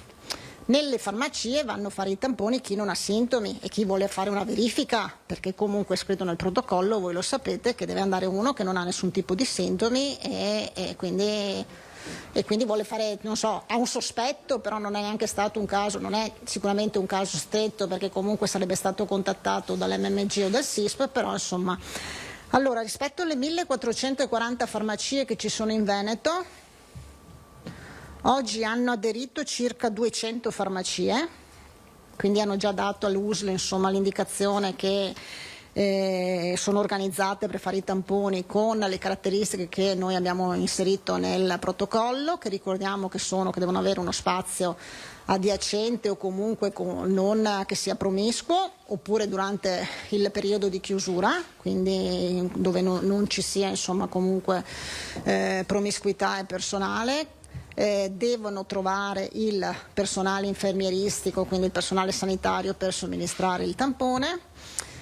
Il tampone il cittadino può andare senza nessuna prescrizione medica, quindi senza ricetta, e ha un costo di 26 euro. Questo insomma in soldoni è un po' l'accordo che avevamo stipulato. Allora, rispetto alle 1440 farmacie, 200 hanno già detto noi siamo in grado perché logisticamente abbiamo trovato il personale a fare tamponi, e il dato all'11, quindi a ieri, sì, oggi siamo il 12, sono di 4.023 tamponi effettuati. Di questi 4.023 tamponi effettuati, 268 sono positivi e 3.751 sono negativi. Quindi insomma, vuol dire insomma che c'è gente che insomma va in farmacia per fare una verifica, un controllo, però si trovano anche dei casi probabilmente completamente asintomatici che sono positivi. Voi sapete che la farmacia deve comunque registrare nel nostro portale l'esito e il caso positivo deve comunque dare raccomandazione di contattare il proprio medico di famiglia, ma parte in contemporanea anche la segnalazione al SISP, il caso positivo. Io avrei finito. Facciamo velocemente un giro di domande, se qualcuno ne ha. Filippo Tosato, Il Mattino di Padova. Sì. Assessore, buongiorno. Per quanto riguarda i medici di famiglia, la loro adesione è stata in quali termini? Insomma, in quali L'adesione è al 90%, quindi quasi totale. Sapete che sono esclusi i medici che hanno problemi, patologie, oppure medici se ci sono appunto dottoresse in gravidanza, quant'altro, quindi però il 90%, insomma, quindi è un'adesione pressoché totale. Ecco, e per quanto riguarda la loro disponibilità alle vaccinazioni anti-Covid, leggevo che è vincolata alla venuta copertura vaccinale degli stessi medici, e questo è comprensibile, e poi all'arrivo di AstraZeneca naturalmente. Ci sono altri requisiti che hanno posto? No. Allora, loro penso siano già, non dico completamente, però voi sapete che loro in questa prima fase sono inseriti loro e anche i pediatri di libera scelta, e quindi li stanno vaccinando, quindi loro oggi stanno avendo la vaccinazione con il Pfizer. Per invece attivare la macchina di vaccinazione con loro, chiaramente c'è bisogno del vaccino, e soprattutto di un vaccino che sia insomma più facilmente somministrabile come AstraZeneca. Si dice, almeno io ho sentito anche il ministro anche l'altra sera, che dice che per fine gennaio dovrebbe esserci il via libera, no? Di AstraZeneca, speriamo, siamo fiduciosi, poi sarebbe insomma più veloce, insomma, credo anche, no? L'arrivo sarebbe auspicabile. Sì, siamo fiduciosi, però come dire, nonostante l'efficienza della macchina, mi pare che le vaccinazioni dichiarate oggi dal Veneto sono 76.471 e il Veneto procede a una velocità che è tra le velocità maggiori in Italia, a volte il primo, a volte il secondo. Detto tutto ciò, non siamo ancora, mi pare, alla metà della prima fase riservata alle categorie ad alto rischio, quindi parliamo di numeri ancora molto modesti. Sì, noi la prima fase, sapete, avevamo stimato in 185.000, la prima fase. Poi c'è la fase con gli over 60 che sono i 350.000 circa, a cui vanno tolti, gli over 80, vanno tolti quelli che sono in casa di riposo, ma non saranno un po', insomma, sicuramente. E poi c'è la fase dai 60 ai 79 anni che sono a 1.200.000 circa. Quindi è chiaro che stiamo parlando di numeri importanti, però io credo, insomma, io ho visto, stiamo predisponendo anche un lavoro di tutti i piani che ogni singola USL ha già mandato. Che cosa vuol dire? I piani di ogni singola USL vuol dire che ogni singola USL ha individuato in ogni territorio, nei bacini da 20.000 abitanti piuttosto che i 50.000, piuttosto che i 100.000, insomma, come prevede il piano, logisticamente dove fare le vaccinazioni, quindi la palestra, il palazzetto, l'oratorio, insomma quelle che sono queste strutture, e ha anche individuato il personale, insomma, quindi quanti medici, coordinatori che devono coordinare ad ogni unità vaccinale, quanti infermieri, quanti assistenti sanitari. Quindi noi siamo pronti su queste, le USL hanno predisposto tutti i loro piani. È chiaro che è tutto funzionale all'arrivo dei vaccini e a mettere in batteria poi la vaccinazione. Grazie. Scusa Filippo, altre domande? Giacomuzzo, Bone Giacomuzzo, insomma, e Marchiori in conclusione. Grazie, mi chiedevo una precisazione, se rispetto all'ultima circolare, quella di cui parlavamo ieri sull'uso del tampone, se quindi il medico di base fa il tampone a chi ha sintomi e risulta oltre l'80% negativo, il medico di base cosa fa? Rifà fare il tampone ogni 2 o 3 giorni? Lo rifà lui direttamente e manda a fare il molecolare? Su questo meglio che chiediamo a una parte alla Russo, insomma, perché su quella che è poi appunto... Adesso glielo chiedo io quando salgo e poi te lo faccio sapere. No, rispetto ai numeri appunto, quindi... Bonnet. Sì, prima domanda, sui medici di base coloro continuano a percepire 18 euro a tampone come d'accordo? Sì, non è stato rivisto? No, non è stato rivisto, è un accordo nazionale, quindi continua a percepire. Mi ricordavo che c'erano problemi di fondi a livello regionale. Tutta la prima parte, che io non ho ancora contezza di cosa vuol dire economicamente, c'è la sommatoria, però voi sapete che tutta quella che sono stati erogati finora sono soldi che comunque noi tireremo fuori dal fondo sanitario regionale. Adesso non ho la quantificazione totale. C'è questa novità di questi 70 milioni in finanziaria che quindi da gennaio in poi potremo utilizzare anche parte di questi 70 milioni in base a quello che insomma aspetta il Veneto. Perché così un conto della serva, 250.000 tamponi, sono già 4 milioni e mezzo? No, saranno sui 5-6 milioni già, secondo me. 5 milioni, sì. Ok. Poi volevo sapere se invece sul tema delle vaccinazioni, i centri vaccinali sono stati individuati? Sì. Quanti sono? Cioè sono 10? E allora secondo me dobbiamo... Per capire se è possibile pubblicare una lista. Allora c'è la direzione di prevenzione, quindi la dottoressa Russo con i suoi che stanno mettendo giù USL per USL i vari piani e tutto il resto. Eventualmente quando abbiamo questo lavoro fatto cerchiamo di fornirvelo anche a voi, cioè che ci sono anche logisticamente dove sono anche, cioè facciamo un lavoro anche con una cartina in modo che individuiamo eventualmente anche dove vengono identificati da un punto di vista logistico, però dovete darci insomma qualche giorno per ultimare il lavoro. Ok, Marchiori, chiudiamo. Prigioni? No. Sì, Assessore, buongiorno, scusi, solo una curiosità, forse l'ho anche persa nei giorni precedenti, ma volevo capire con quali criteri vengono distribuiti i vaccini nelle singole regioni? No, i criteri sono quelli appunto che sono dettati dal quantitativo. Nel senso a livello numerico, cioè le stesse dosi oppure vanno in base al numero di contagi della popolazione? Volevo capire... No, il criterio è quello. Allora ogni regione ha dato un quantitativo rispetto a questa prima fase, noi abbiamo dato i 185.000 soggetti di questa prima fase che devono essere vaccinati e poi in base ai vaccini che arrivano hanno fatto una percentuale, adesso non ti so dire, ma questa è la... Ok, quindi la richiesta è partita fondamentalmente dalle regioni? Richiesta. Ci era stato chiesto dal commissario Arcuri in questa prima fase di dare il numero di quanti operatori sanitari degli ospedali e del territorio, di quante ospiti delle case di riposo, di quanti operatori delle case di riposo avevamo da vaccinare al 100% e noi abbiamo dato questi numeri in questa prima fase. Ok, grazie. Cioè il governo dà la scansione e noi diamo i numeri. Grazie. Grazie a tutti, arrivederci. Della serva sempre teniamo questo ritmo qua, facciamo un programma di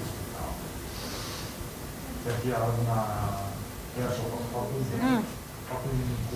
cronoprogramma ma tu il cronoprogramma lo fai fino a giugno? Sì, nel senso che voglio dire, se tu parti con la vaccinazione è partita seriamente dal 30 e oggi sono state fatte 76. Dunque è terminata la conferenza stampa del governatore Zaia, avete sentito, ha parlato anche l'assessore Lanzarin.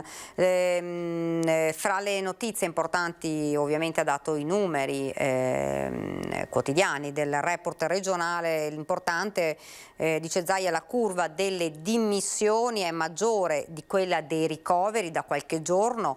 Ovviamente bisogna tenere alta l'attenzione perché, dice, la curva del contagio in questo momento nel Veneto è leggermente diminuita, però anche facilmente rischia di tornare in alto, quindi bisogna davvero stare molto molto attenti. Per quanto riguarda i dati, 52.671 sono i tamponi effettuati, 2.134 le persone positive con un'incidenza del 4%, mentre, dice il governatore, di solito la media media nazionale si attesta intorno al 14%.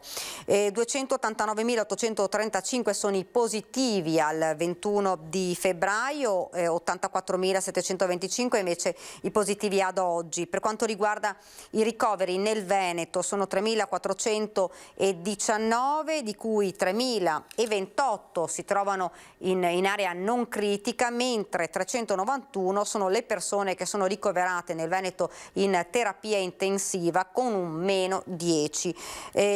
Alto il numero dei decessi, 166, però il governatore ha sottolineato non si tratta di un dato delle ultime 24 ore. Per quanto riguarda invece le persone dimesse sono 12.000.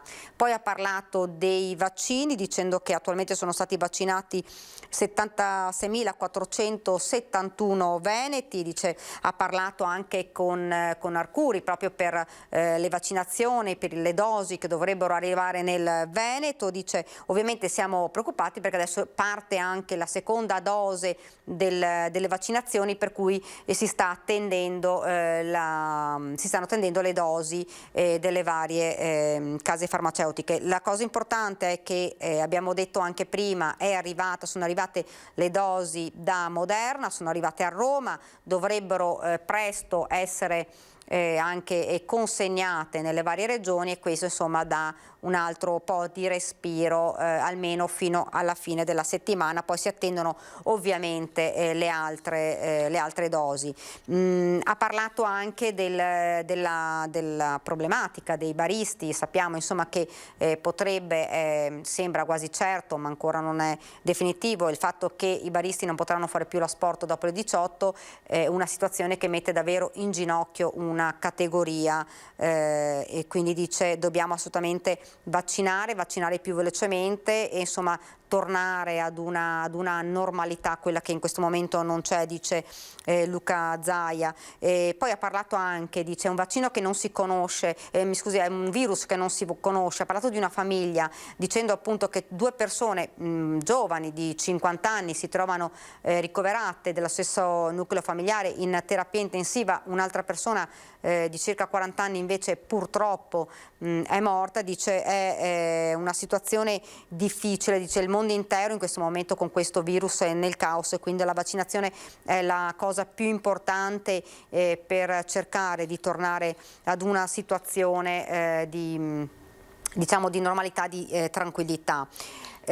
Ovviamente poi ci collegheremo con la nostra Ilaria Marchiori, che si trova all'unità di crisi di Marghera, per fare un po' un sunto di quanto è stato detto anche dall'assessore Lanzarin. Ma parliamo anche di cronaca, perché c'è anche la cronaca, non solo l'emergenza Covid, e da Padova oltre 1.200.000 contenitori per alimenti da asporto o microonde privi di requisiti per essere qualificati MOC, materiali e oggetti a contatto con gli alimenti, e destinati ad esercizi commerciali di Padova sono stati sequestrati dalla Guardia di Finanza del capoluogo euganeo. È stato accertato che la merce posta in vendita sia per cibi caldi sia da frigo non era stata sottoposta ai test richiesti per ottenere l'attenzione di conformità europea, ma recava in maniera illegittima il marchio di qualità.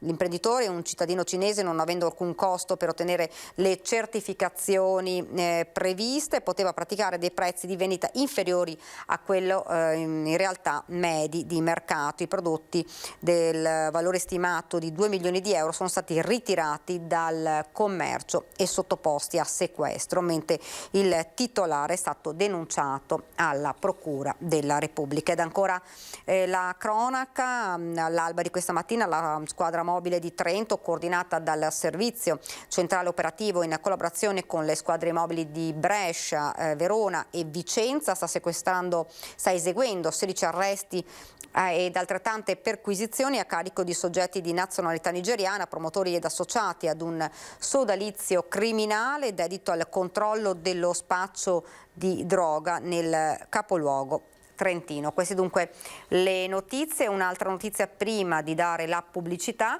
la Commissione Turismo della Conferenza delle Regioni e delle Province Autonome oggi ha approvato il protocollo che ora dovrà ottenere il via libera del Comitato Tecnico Scientifico per lo svolgimento in sicurezza delle attività sciistiche. Lo riferisce l'assessore al turismo della Regione del Veneto Federico Caner, presente all'incontro in videoconferenza. Quindi prosegue il nostro lavoro, dice, coordinato per far sì che, compatibilmente con le misure anti-Covid, la stagione invernale, a tutt'oggi ancora al palo, non sia definitivamente pregiudicata. Seppur il testo approvato ieri dalla Commissione rappresenta un passo avanti, rimane da definire chiaramente al più presto se e quando e dove questa potrà iniziare. Dunque ancora in stallo la situazione dell'attività sciistica, che lo sappiamo, insomma, anche questa è una situazione difficile, perché il periodo natalizio, che era il periodo più importante, è rimasta, come dice l'assessore Caner, in stallo. Ed ora ci fermiamo per le previsioni del tempo.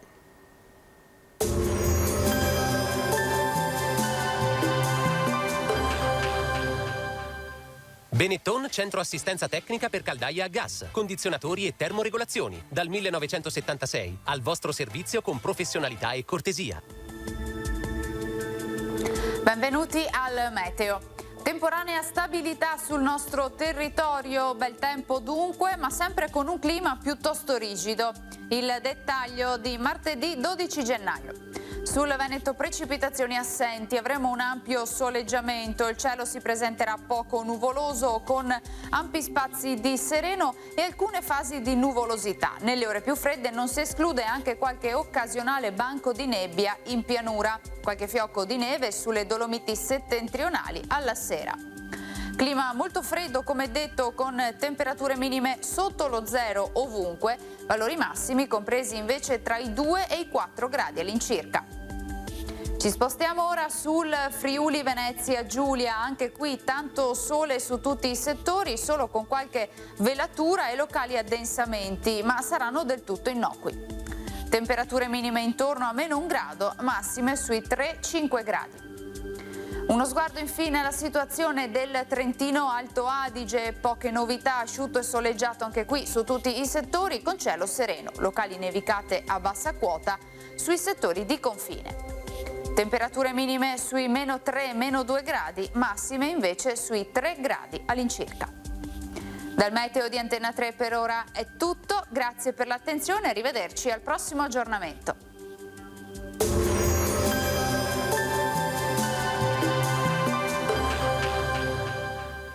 Benetton, centro assistenza tecnica per caldaia a gas, condizionatori e termoregolazioni. Dal 1976, al vostro servizio con professionalità e cortesia.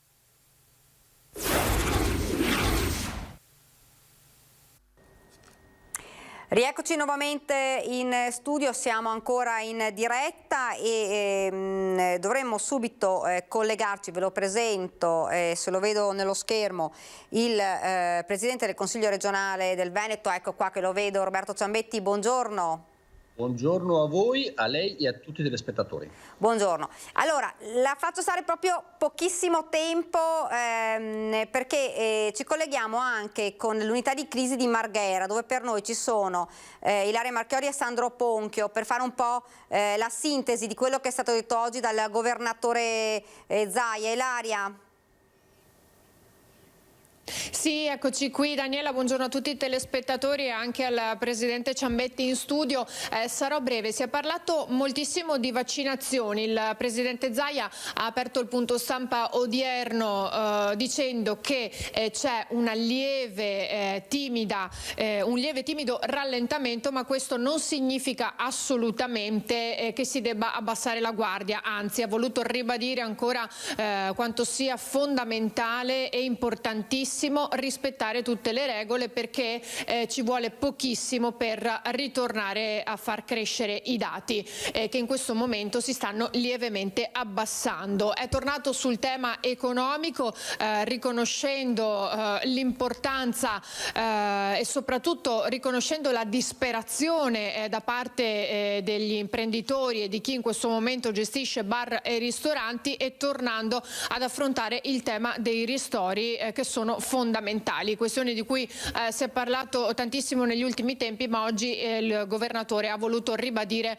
questo concetto, perché ci sono davvero tantissime famiglie che non riescono a questo punto più ad arrivare alla fine del mese, una categoria che è stata colpita molto pesantemente. Però il governatore ha detto che si sta continuando a portare avanti la campagna vaccinazioni, dicendo che più ne arrivano, più in fretta si farà a vaccinare tutta la popolazione del Veneto. Infatti in 2 mesi sono già state somministrate 1.332.000 dosi e ha detto che sarebbero 4 milioni in circa 4 mesi, dunque si arriverebbe alla fine all'inizio dell'estate, dunque in circa 4 mesi, a coprire la vaccinazione della popolazione nel Veneto. Questo però è importantissimo ribadirlo se le dosi di vaccino continuano ad arrivare con la stessa frequenza di adesso, ovvero circa 40.000 dosi alla settimana che vengono somministrate. Se dovessero rallentarsi le distribuzioni ci sarebbero ovviamente delle difficoltà e i tempi si allungherebbero. Prima finiamo le vaccinazioni, prima si può iniziare, ha detto la Presidente, a vivere una quotidianità pseudo normale, perché ovviamente sappiamo che i tempi di ripresa saranno comunque lunghi, ma con la copertura vaccinale si potrà iniziare lentamente a tornare alla normalità. Poi ha parlato l'assessore regionale alla sanità Lanzarin, dicendo che ieri si è svolto l'incontro con i medici di medicina generale e che ha dato un esito positivo, e ci ha detto che i medici saranno coinvolti ovviamente nella vaccinazione, come sono stati coinvolti anche per effettuare i tamponi, e che ci sarà un accordo specifico. Ora ancora vanno stabilite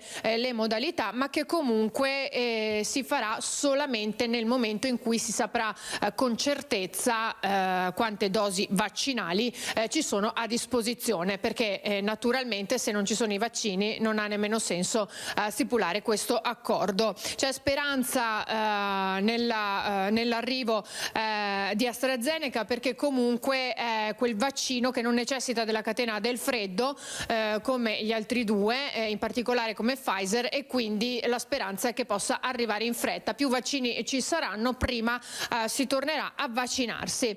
Ecco, e poi ha dato un po' di numeri per quanto riguarda i tamponi, rispetto ai 250.000 circa che sono stati consegnati alle ULSS, stiamo parlando di quelli distribuiti da Arcuri. Al 31 dicembre ne sono stati processati 171.000, di questi il 14% è risultato positivo, l'85,55% negativo, e ovviamente di quelli positivi sono stati emessi provvedimenti circa la quarantena e l'isolamento. Questi in sintesi gli argomenti toccati nel punto stampa quotidiano qui alla sede della Protezione Civile di Marghera. Dunque, se non ci sono altre domande, io restituisco la linea allo studio. Grazie davvero a Ilaria Marchiori, grazie e buon lavoro. E mi ricollego subito, abbiamo pochi minuti per la pubblicità, però proprio con Roberto Ciambetti per una domanda velocissima, poi andiamo in pubblicità, ma poi torno subito da lei. Questa sera occhi puntati insomma sul Consiglio dei Ministri, un mal di pancia all'interno della maggioranza che ormai dura davvero da parecchio. Potrebbe cadere il governo? Allora, noi siamo attori esterni, quindi guardiamo con particolare attenzione la situazione. Direi che ho anche qualche contatto a Roma e la fibrillazione all'interno dei ministeri, cioè nella parte che dovrebbe essere braccio operativo di questo governo, è al massimo. Non è un bel lavorare così, non serve in questo momento al Paese una situazione di fibrillazione, si faccia chiarezza subito. Guardi, io politicamente sono per andare a elezioni domani, tanto per essere chiaro, però non può essere un tira e molla come abbiamo visto nelle ultime 2 o 3 settimane, che veramente non permette di avere interlocutori a livello romano chiari e ben definiti, non ci permette come sistema delle regioni e delle autonomie locali di poter affrontare anche l'emergenza Covid in maniera efficace e efficiente, ma anche non ci permette di lavorare, perché ricordiamoci che comunque c'è un paese da mandare avanti in maniera ottimale. Quindi mi auguro e spero che almeno venga fatta chiarezza, perché mi pare che il gioco delle tre scatole di partenopea memoria faccia parte veramente dell'attività di governo delle ultime settimane, però non è un bene per il Paese. Ecco, qualcuno diceva, insomma, potrebbe trovarsi alla fine un accordo, già qualche voce, c'è chi invece dice no, sicuramente il governo cadrà. Quello che sto sentendo io è che in Parlamento nessuno vuole tornare a casa, e questo non è elegantissimo. Qualcuno altro pensa che Renzi voglia ottenere una particolare, diciamo, delega attenzione sui servizi segreti, in particolare sulla cyber security, però se il mercato tipo souk arabo avviene appunto per cose di questo tipo, è l'ultima cosa di cui ha bisogno il sistema Italia in questo momento. Avere appunto fibrillazioni su posti, su poltrone, su careghe, ripeto, con questa modalità sicuramente non è elegante, ma soprattutto non fa bene al Paese. Senta, altro argomento importante, manca poco per la pubblicità, quindi il discorso domani sarà presentato il nuovo DPCM, anche qui il Veneto, insomma, dovrebbe rimanere in fascia arancione e non passare in quella rossa come si pensava se fosse stato attuato quel famoso parametro dell'incidenza dei positivi su 100.000 abitanti, comunque una situazione di grandissima difficoltà economica. Sì, la situazione di difficoltà economica è, penso, evidente e chiara a tutti. Dal punto di vista sanitario, noi rispetto ad altre realtà regionali andiamo a cercare i positivi per metterli in sicurezza, per metterli in condizioni di non nuocere. Qualcun altro non fa l'attività che facciamo noi. Sarebbe diventato un fattore di deterrenza quello di andare a cercare appunto i positivi, ripeto, per metterli in sicurezza. Mi auguro e spero che appunto queste idee balzane che erano venute a qualcuno siano accantonate definitivamente. La fermo proprio un secondo che c'è la pubblicità, poi torniamo subito. Certamente.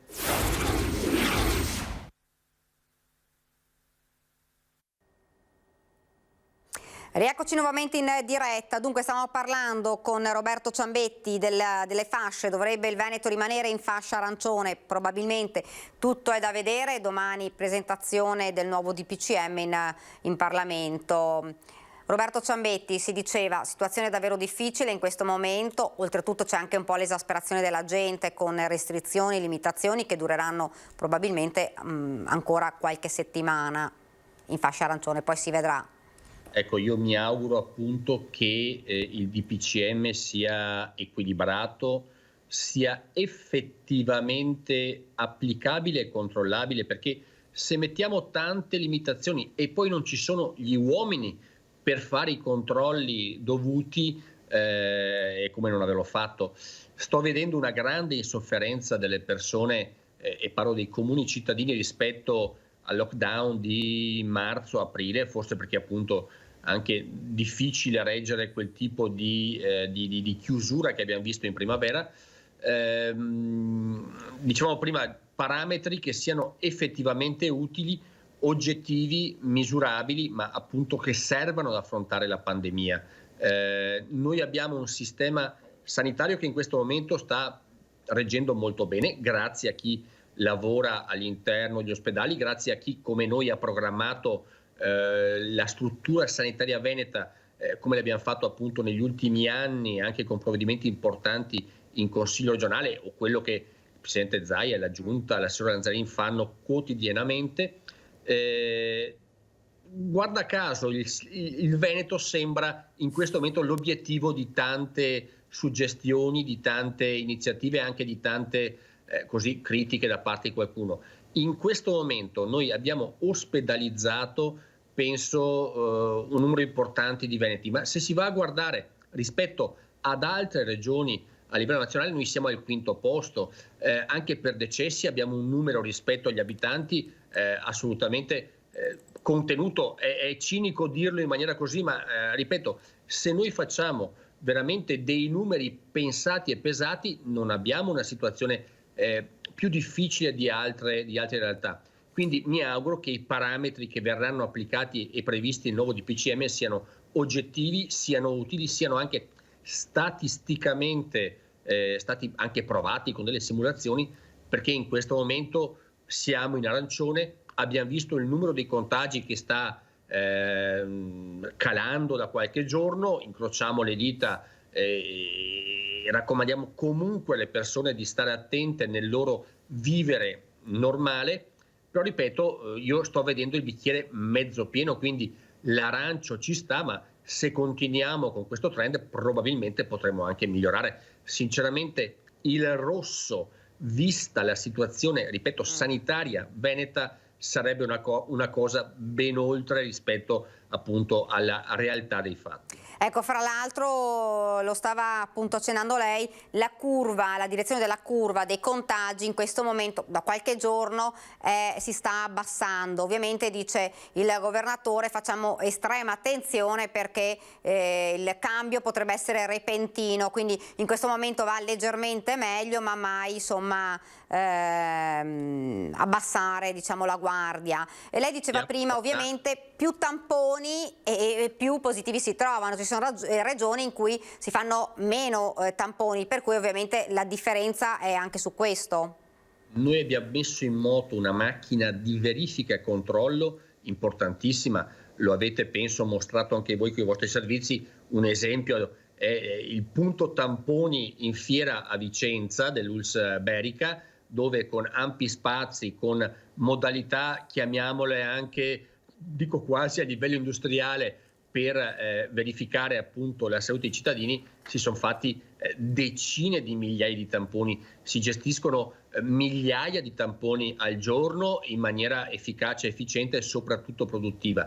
Dicevamo appunto la curva in calo,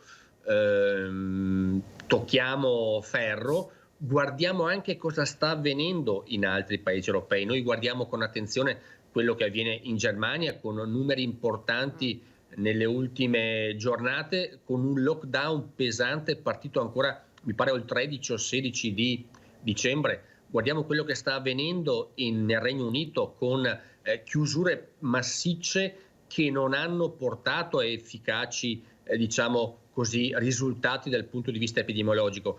Io guardo abbastanza anche da vicino quello che avviene in Olanda in questi giorni, quindi vediamo un virus che si comporta in maniera molto strana anche dopo lockdown importanti.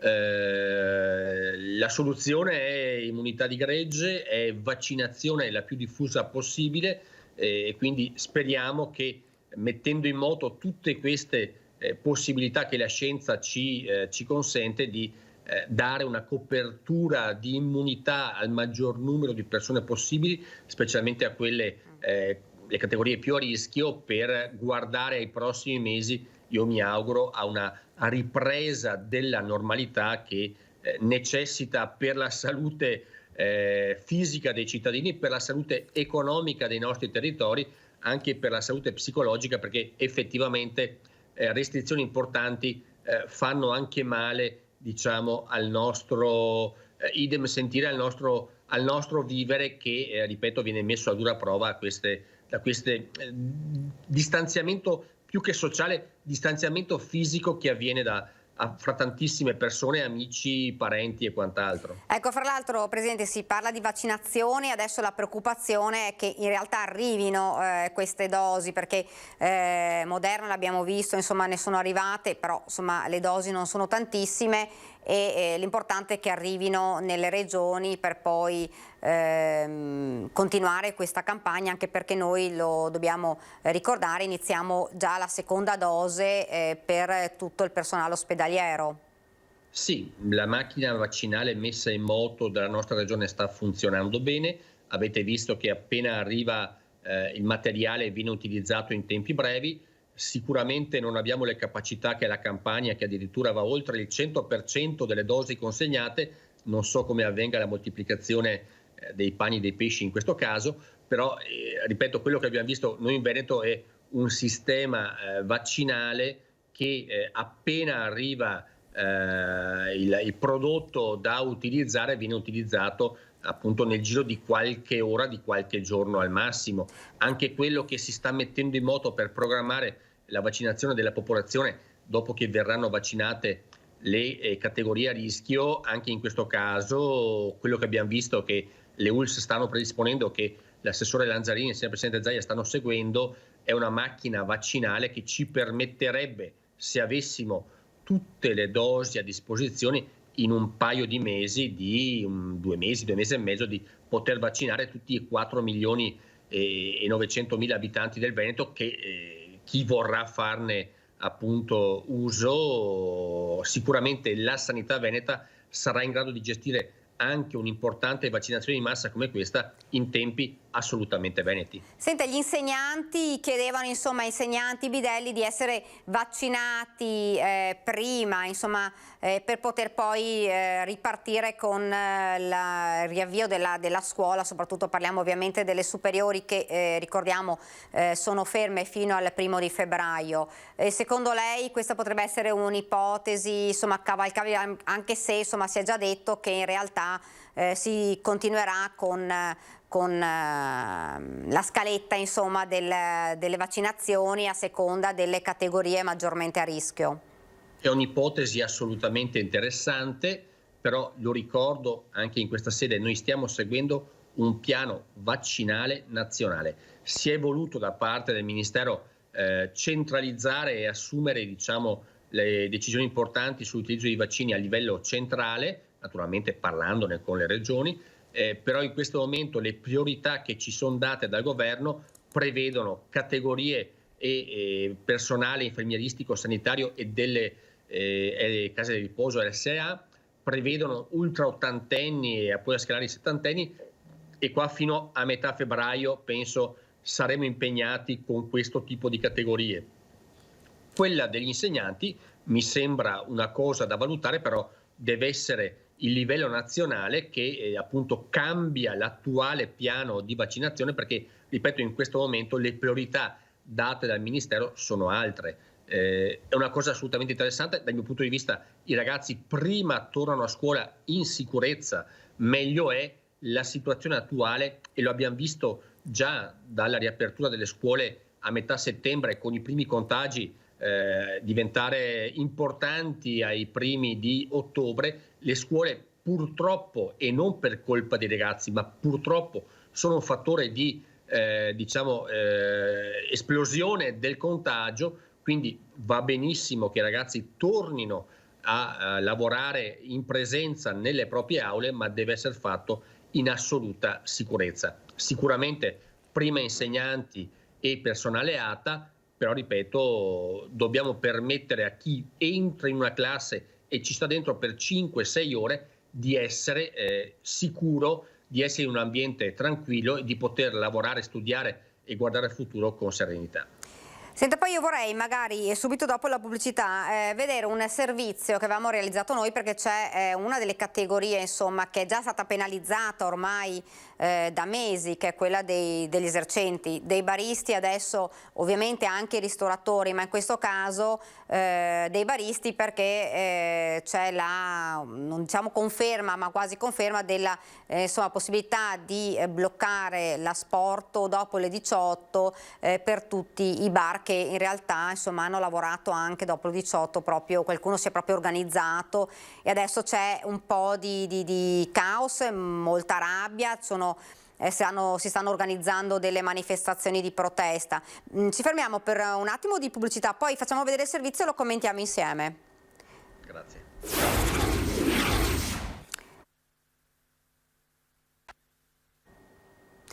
Rieccoci nuovamente in diretta, siamo di nuovo in studio e lo avevamo accennato prima della pubblicità, situazione sicuramente difficile per alcune categorie, non parliamo solo di esercenti, poi ci sono anche i titolari di palestre, discoteche, insomma categorie che sono chiuse davvero ormai da settimane, per non parlare di mesi, però adesso la situazione è ancora più complicata per i bar, perché insomma sembra che sia ormai vicino, imminente, lo stop all'asporto per i bar dopo le 18. Noi abbiamo parlato con la FIPE di Treviso, sentiamo che cosa hanno detto e poi lo commentiamo in studio con Roberto Ciambetti. La strada che il governo intende seguire nel prossimo DPCM per contrastare la movida sembra ormai delineata. Il decreto, che dovrebbe vedere la luce tra giovedì e venerdì, infatti, potrebbe prevedere il divieto per i bar del servizio di asporto dopo le 18, mantenendo invece le consegne a domicilio. Un'ulteriore restrizione, sottolineano dal settore, che va a gravare su una situazione già difficile. Nel momento in cui si decide, già devono essere a disposizione stanziati i soldi perché queste attività possano in qualche maniera, non dico guadagnare, ma proprio stare in piedi. Parliamo adesso che forse arrivano i ristori del periodo natalizio, non c'è più la disponibilità economica delle attività dei pubblici esercizi per sostenere una situazione come questa. Spiega Michele Pozzobona, titolare di un bar in centro a Treviso, come i clienti fatichino a scegliere il servizio del takeaway. I flussi nei locali di takeaway non ci sono, cioè le persone non scelgono questa strada come soluzione all'acquisto dei nostri prodotti. La spesa nominale è molto bassa, per cui io devo tenere anche un dipendente per degli importi insufficienti. Misure che il governo intende adottare per contrastare assembramenti pericolosi per la diffusione del virus. Non sono giustificabili situazioni di questo tipo, immagini come quelle che abbiamo visto di assembramenti e di movida, cosiddetta movida ritrovi di giovani in un momento come questo. Non può pagare la categoria intera in tutto il territorio nazionale, è lì che bisogna agire nel momento preciso in cui queste cose accadono, con delle multe, con delle sanzioni. Dunque avete sentito, io saluto perché lo vedo già sullo schermo, poi parleremo con lui proprio della fascia arancione, Nicola Palumbo, consulente aziendale. Intanto buongiorno. Salve a lei. Buongiorno, Salve. ci ricolleghiamo subito fra pochissimi istanti. Grazie, prima vorrei sentire invece Roberto Ciambetti proprio su questa questione, situazione davvero drammatica per molti baristi, non solo loro, perché poi l'abbiamo detto anche prima, altre categorie che sono davvero in ginocchio in questo momento. Ristoratori ad esempio, più ne metta. Allora io direi che, dico purtroppo, la maggior parte degli esercenti dei gestori di bar si stava comportando bene. Purtroppo, qualcuno fa il furbo e quindi probabilmente dentro il DPCM il governo, per limitare gli assembramenti, che in molti casi sono veramente troppo, va a colpire tutta la categoria. Secondo me invece sarebbe il caso di applicare la norma che già c'è, potenziare anche il controllo da parte delle forze dell'ordine, in questo caso di competenza delle prefetture, per limitare appunto quello che qualcuno, ripeto, fa anche in questo momento, ha fatto nei giorni scorsi, lo ha fatto anche durante le festività natalizie, senza tener conto appunto della particolarità e pericolosità del momento. Quindi dico purtroppo la maggior parte degli esercenti che si sono comportati bene andranno a subire un'ulteriore limitazione, un ulteriore aggravio al loro lavoro dovuto al fatto che appunto pochi si comportano male. Ripeto, secondo me bisognerebbe invece incentivare i controlli nei confronti di quelle realtà e di quei bar che non hanno rispettato una norma che già c'è e basterebbe applicare quella. Secondo lei, un'ultima domanda, porterà dei benefici il blocco dell'asporto per i bar? Secondo me no, lo abbiamo visto, ripeto, in tante altre realtà, non è, lo dicevo citando prima ad esempio gli esempi anche di altri paesi, Germania, Regno Unito, non è lì probabilmente il luogo che crea più problemi.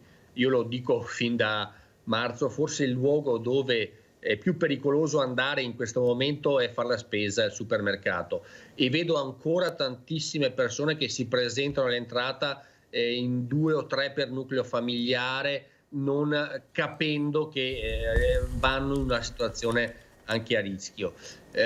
In tantissimi esercizi commerciali o anche di ristoratori che si sono messi in regola con distanziamento, con pannelli in plexiglass, con modalità di utilizzo del locale in maniera sicura, ripeto, vengono messi in difficoltà da chi invece fa il furbo e da chi crea assembramenti talmente visibili e talmente inopportuni in questo momento che un provvedimento che io non auspico probabilmente è inserito nel DPCM e andrà a limitare ulteriormente l'attività dei bar.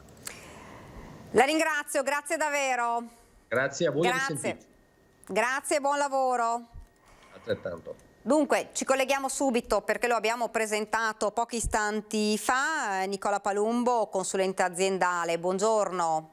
Salve, buongiorno a lei. Buongiorno, intanto ne approfitto perché poi sicuramente ne parleremo, perché il Ministro per gli Affari Regionali Francesco Boccia ha convocato per giovedì mattina una nuova riunione con le regioni, l'ANCI e l'UPI per fare il punto sulle misure che andranno nel nuovo DPCM in vigore dal 16 di gennaio, lo abbiamo già detto. All'ordine del giorno dell'incontro, in programma alle 9:30, anche un'integrazione sul piano dei vaccini, argomento fra l'altro oggi davvero discusso con il governatore Zaia e con l'assessore Lanzarin. Dunque, fascia arancione in Veneto, che cosa comporterebbe secondo lei, Palumbo? Allora, la situazione è una situazione difficile e critica.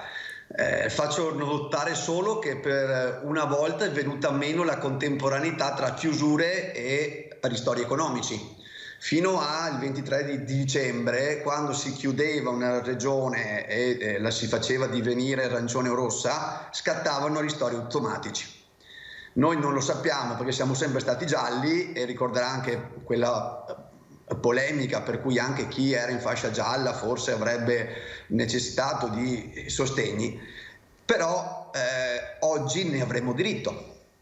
In realtà questa contemporaneità non c'è più, è stato deciso di assegnare un decreto legge apposito l'intervento a sostegno di alcune attività chiuse, di tutte le attività chiuse, e questa cosa secondo me è da tenere con un faro ben acceso. Perché se si tarda, e purtroppo ho il sospetto che arriveranno tardi, se arriveranno mai questi ristori, il vero rischio è che tante attività chiudano e tanti decidano di protestare con modi e situazioni che magari possono dare incentivo al contagio. Lei avrà sentito che venerdì, mi sembra il 15, c'è un'iniziativa, c'è un tam tam social da parte di ristoranti e anche bar, mi sembra, di tutta Italia, per tenere aperto come segno di protesta. Da un lato ho una preoccupazione, no? Dobbiamo tutti cercare di stare attenti, evitare i contatti con altre persone, lo sappiamo bene. Ma d'altro canto, se questa gente non riceve i soldi, quando arrivano in maniera anzi con consistenza irrisoria, non sufficienti nemmeno per pagare gli affitti. E di che cosa stiamo parlando? Adesso leggevo l'altro giorno che il ministro Gualtieri ha dato l'ok a sostegno e ristori per il periodo natalizio, quando sono state quelle chiusure per quei giorni. Ebbene, sono ristori assolutamente insignificanti. C'è un bar, un ristorante che in questo periodo di solito ha l'apice degli incassi, cenoni, cene, feste aziendali, cene aziendali, tutto quello che sappiamo bene che purtroppo non si è potuto fare, forse avranno 1.000 euro, 1.500 euro, ma di cosa stiamo parlando? È normale che se un ristoro non è congruo, non è equo, la gente protesta. E la preoccupazione, da quel che sento, la preoccupazione mia è di una rassegnazione di fondo di un intero settore o di interi settori, perché ce ne sono alcuni di cui non si parla mai, le palestre per esempio, di cui non si parla mai ma sono chiuse da settembre e prima sono rimaste chiuse ancora. Cioè noi siamo molto rapidi nel chiudere tutto, ed è giusto farlo, c'è un contagio che purtroppo non rallenta, ma non siamo altrettanto rapidi nel dare sostegno economico. Queste due cose, se vogliamo vincere questa sfida sotto ogni piano, dobbiamo farle andare assieme. Se mi chiudi mi sostieni, se mi chiudi mi sostieni, non possiamo farne a meno, perché la situazione è veramente difficile, ma sembra che si parli così per dare fiato alle nostre ugole, ma non è questo il punto, è complicatissima. Ecco, lei prima diceva che appunto ci saranno ovviamente delle manifestazioni di protesta da parte delle esercenti che si troveranno ancora una volta a dover pagare un conto salato, la chiusura bar che se dovesse passare, ma sembra quasi certo, lo stop dell'asporto per i bar, una situazione davvero difficilissima che mette ulteriormente in ginocchio determinate categorie, e per fortuna Palunga che forse dovremmo essere in fascia arancione, perché se passava poi invece un altro tipo di situazione e si rischiava la zona rossa. Certo. Allora guardi, io c'era un parametro che in realtà fortunatamente è stato congelato. Positivi ogni 100.000 esatto. abitanti, era quello lì, certo. Allora guardi, io girerei il tema, cioè secondo me non è un fatto di essere arancioni, rossi, cosa può stare aperto e cosa no. Se serve chiudere, chiudiamo. Se serve chiudere, si chiude. Il problema è che non arriva un euro, cioè non arriva un euro. Cioè noi stiamo chiudendo dei settori e non arriva un soldo. Questo è il vero tema, per questo c'è ansia, preoccupazione, tensione, rabbia, per questo, cioè io non sono convinto che chi ha un bar, un ristorante, una palestra, un museo sia un pazzo che vuole stare aperto a tutti i costi, mettendo a rischio la propria condizione fisica e quella dei propri colleghi e clienti. Ma non lo penso, insomma, sono persone come noi, non è che vivono in un altro mondo, è che non vedono un euro. Non vedono un euro e non vedono futuro. Cioè adesso siamo in una fase di stallo perché c'è la polemica in maggioranza. Certo. Se adesso sembra che il governo sia in crisi, non si sa, non si capisce, ma che siano veloci però, perché se chiacchierano di chi deve fare il ministro e il sottosegretario e nel frattempo chiudono 1000 partite IVA, a Roma si discute e in Veneto si muore. Certo. Ma di cosa stiamo parlando? Cioè questa roba qua è una vergogna, cioè non è possibile chiudere uno e non dargli i soldi e le risorse per poter andare avanti. Io capisco che ci saranno pochi soldi, ma poi però uno legge e capisce che le risorse quando si vogliono arrivano, c'è da salvare una banca, c'è da salvare l'Ilva, c'è da salvare le compagnie aeree, arrivano i soldi, arrivano. Allora dobbiamo dirci che forse queste partite IVA non sono ritenute così importanti, strategiche verrebbe da dire, no? Perché pare questo. E purtroppo dobbiamo dirlo, no? I numeri parlano chiaro, cioè ci sono davvero parecchie partite IVA che stanno rischiando la chiusura, molte hanno già chiuso. Assolutamente sì, ma lei pensi per esempio a un bar che si trova in montagna, che di solito in questo periodo insomma fa i suoi 2 mesi di grande incasso con cui poi si mantiene tutto l'anno, tranne forse una finestra estiva dove va altrettanto bene. È stato chiuso, è chiuso, riceverà 1.000 euro, 1.500 euro, perché il parametro su cui faranno i calcoli non è gennaio o dicembre, ma è aprile. Ma secondo lei un bar in montagna cosa fa da aprile come incasso? Credo faccia molto poco, stagione molto bassa, a parte forse Pasqua, ma insomma sono casi sporadici. Cioè, come possiamo pensare di dare un sostegno certo, chiaro, congruo, che dia futuro, con dei parametri assolutamente fuori logica e che poi generano valori che non sono giusti, che non sono sufficienti? Certo. Non è possibile. Secondo lei in questo momento, insomma, situazione davvero difficile, il governo da una parte, occhi puntati, l'abbiamo detto all'inizio, questa sera per capire che cosa accadrà con la discussione su Recovery Fund, dall'altra insomma questo DPCM e che ci vedrà, si spera, in una fascia arancione, una situazione e più in tutto questo una pandemia in mezzo. Ma certo, ma se dobbiamo essere rossi, che ci mettano rossi, sarà un grande stress, ma se serve per evitare morti, contagi, ricoveri, facciamolo, ma che si diano i soldi. Io sono stanco di sentire grandi battaglie su quello che può stare aperto il quarto d'ora in più, ma secondo lei un bar sull'asporto, lei diceva bene, magari c'è chi faceva anche degli incassi con questo asporto, ma non è quello che tiene in piedi un settore, l'asporto del bar delle 18 in poi. Un bar o lavora come sempre o quasi, o lo teniamo chiuso e gli diamo i soldi per poter stare aperto, per poter stare vivo, per poter rimanere vivo.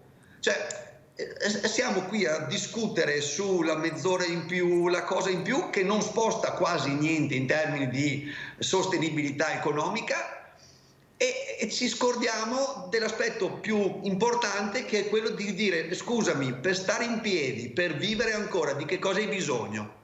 Di che cosa c'è qualcuno in qualche palazzo a Venezia o Roma che sa fare questi conti? Perché questo è. Servono 10.000 euro a testa, tiriamoli fuori, se no possiamo solamente dire: potete chiudere, non ce ne frega niente, chiudete, non importa, oggi chiude un bar, tra un mese ne aprirà un altro, pazienza, però dobbiamo dircelo in maniera chiara, serve una linea, non si può stare in questo limbo: arancioni, posso uscire, posso entrare, ma i ristori non arrivano in ritardo, tarati su un mese che non c'entra niente, ma di che cosa stiamo parlando? Certo. La ringrazio intanto. Va bene, grazie a lei. Grazie, buon lavoro, grazie. Vabbè. Ovviamente situazione davvero difficile, l'avete sentito, quella dei ristori che ovviamente tante categorie si attendono.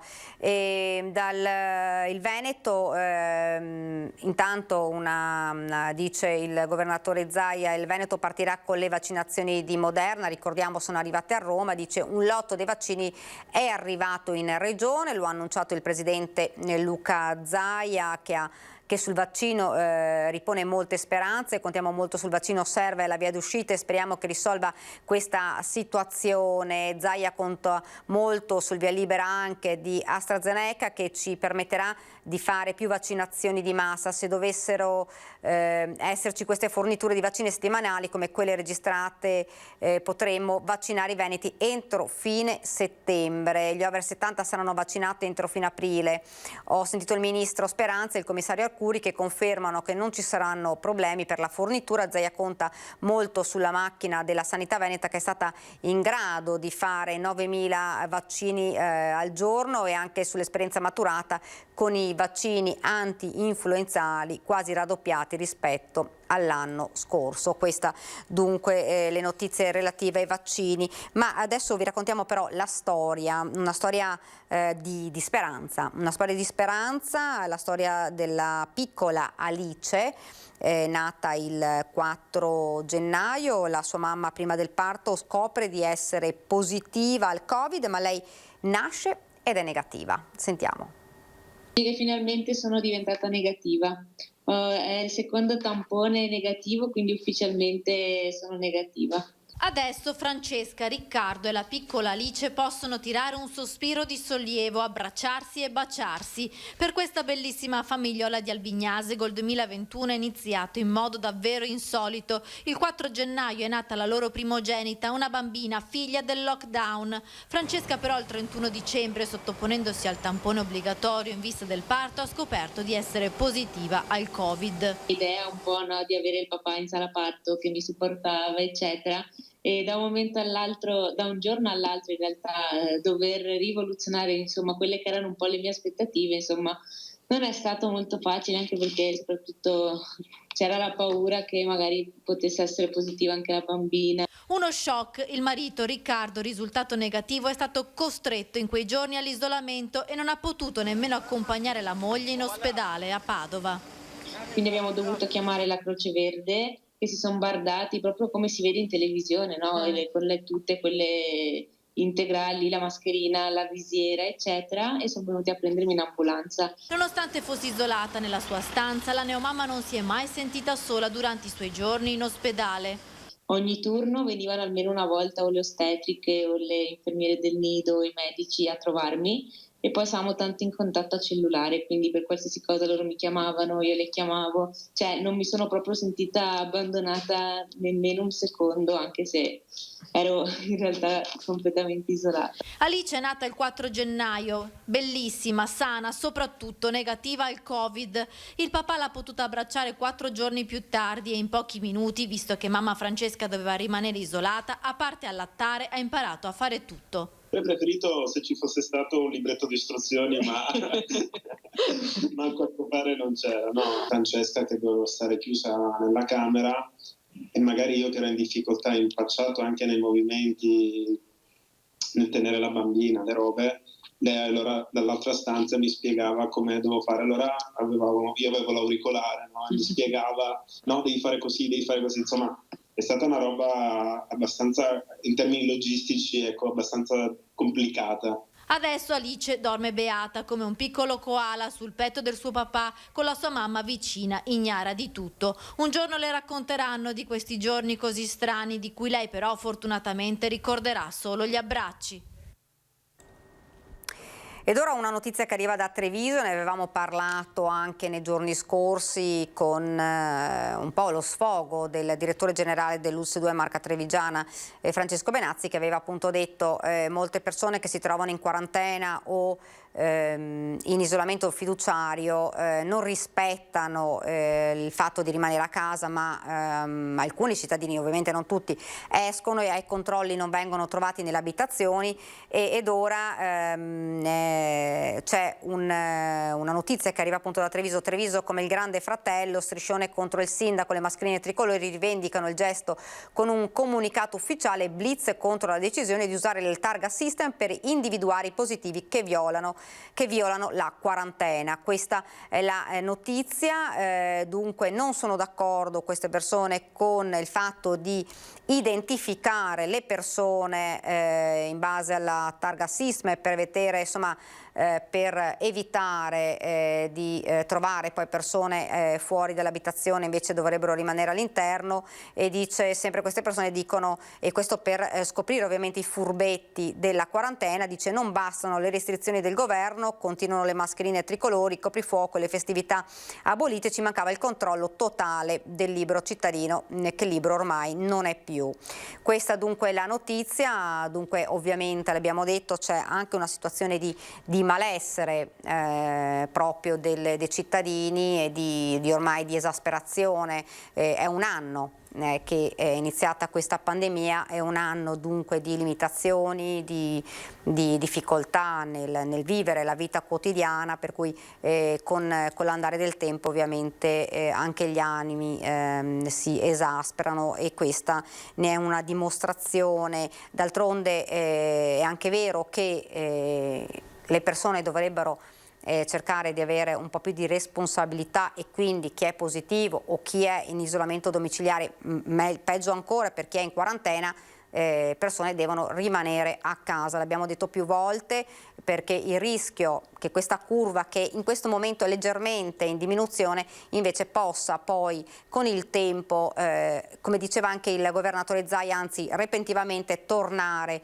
a crescere, il che poi davvero creerebbe ancora più problemi, perché da fascia arancione poi si rischia di passare in fasce con più limitazioni ancora, quindi poi c'è un po' appunto ovviamente di polemica, ma la situazione è anche questa, ci vorrebbe un po' più di responsabilità, l'abbiamo detto più volte, e di non abbassare mai la guardia, perché questo virus, lo ha detto oggi anche il governatore facendo l'esempio di quella famiglia, insomma, con 3 persone che si trovano, 2 in rianimazione, una persona purtroppo è venuta a mancare. Questo virus non si conosce fino in fondo, si diffonde velocemente e quindi è una situazione, insomma, da tenere sotto controllo.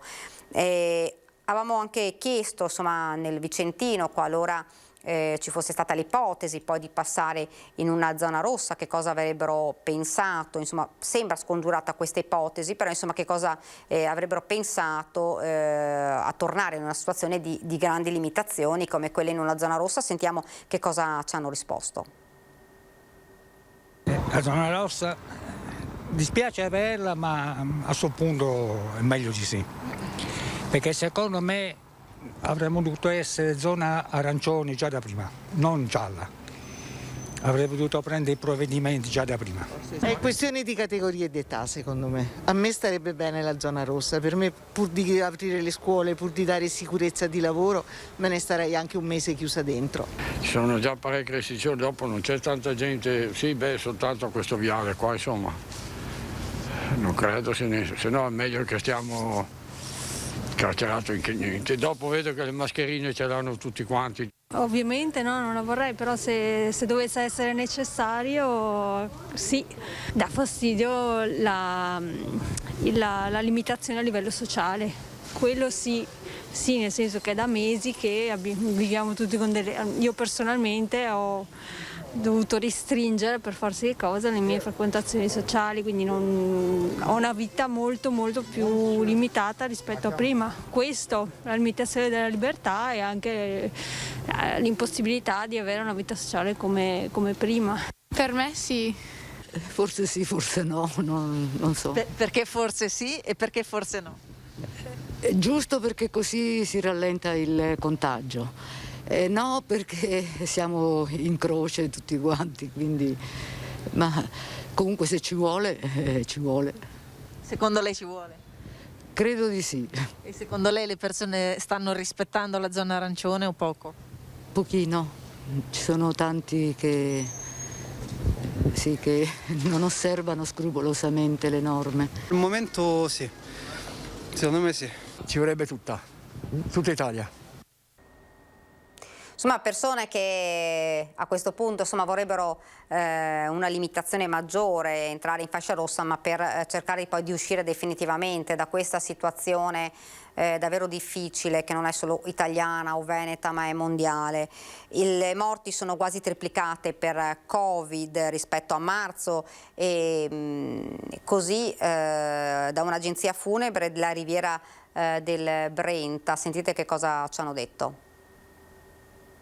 Morti triplicate rispetto alla prima ondata di febbraio e marzo, ci dicono i titolari di un'agenzia di onoranze funebri della Riviera del Brenta. Per quanto riguarda la nostra zona, marzo-aprile dell'anno scorso non eravamo a questi numeri, infatti vedevamo da fuori la situazione, quasi increduli. Quindi i numeri li abbiamo visti moltiplicati in questi ultimi 2 mesi. Restiamo basiti anche noi osservando la vetrina delle pompe funebri. Contiamo più di una trentina di epigrafi con le date dei decessi risalenti per lo più tra fine dicembre e i primi di gennaio. Per quanto riguarda la mia esperienza ormai di 15-20 anni, posso dire che un periodo come questo non si è mai verificato. A Mestre, in piazza Ferretto, come a Auriago di Mira, le gremite foto dei defunti si susseguono una dietro l'altra, non lasciando quasi neanche più spazio nell'aria. Qui qualcuno ha scritto anche una breve biografia con tanto di dedica, di riconoscenza ad uno dei cari estinti. Basta girare per i paesi, si vedono il numero di epigrafi che sono affissi ai muri e si capisce la situazione, che non è una situazione di sicuro normale, e soprattutto in questo periodo, in questi ultimi 2 mesi. E poi c'è l'ulteriore sofferenza nel tormento della crisi economica. Ci sono diversi casi che si presentano dicendo guarda che non abbiamo la disponibilità di poter pagare il funerale, quindi questa è una domanda che prima io sono 20 anni che faccio questo servizio, non mi era mai stata posta. Con le onoranze funebri che in alcuni casi anticipano l'intera spesa o la direzione onorate che vengono segnate mensilmente come una volta nel quaderno, con i funerali che ora, in alcuni casi gratuitamente, si possono seguire pure via streaming. È servito d'aiuto e da sostegno ed è un servizio che servirà anche in futuro, in quanto la famiglia può avere dei familiari che abitano all'estero e saranno impossibilitati comunque a venire e potranno seguire la cerimonia direttamente da casa. Dunque avete sentito, poi un altro grande tema su cui si sta discutendo ovviamente sono la didattica a distanza. Lo sapete, nel Veneto i ragazzi fino al 1° febbraio rimarranno a casa e il ministro Azzolina dice l'ho voluta io la didattica a distanza, ma sicuramente bisognerà andare oltre, i ragazzi devono tornare sui banchi perché dice se no si colpiscono i ragazzi più deboli, perché la scuola non è solo il luogo di apprendimento, è anche di vita, socialità e cura dell'affettività e anche rispetto alle situazioni difficili che si stanno creando in questo anche a livello familiare. Quindi i ragazzi hanno ragione a dire che vogliono tornare a scuola, non credo si possa pensare a recuperare d'estate. Queste insomma sono le notizie, siamo arrivati al termine di questa diretta, quindi a me non rimane che salutarvi, grazie davvero per averci seguito, arrivederci.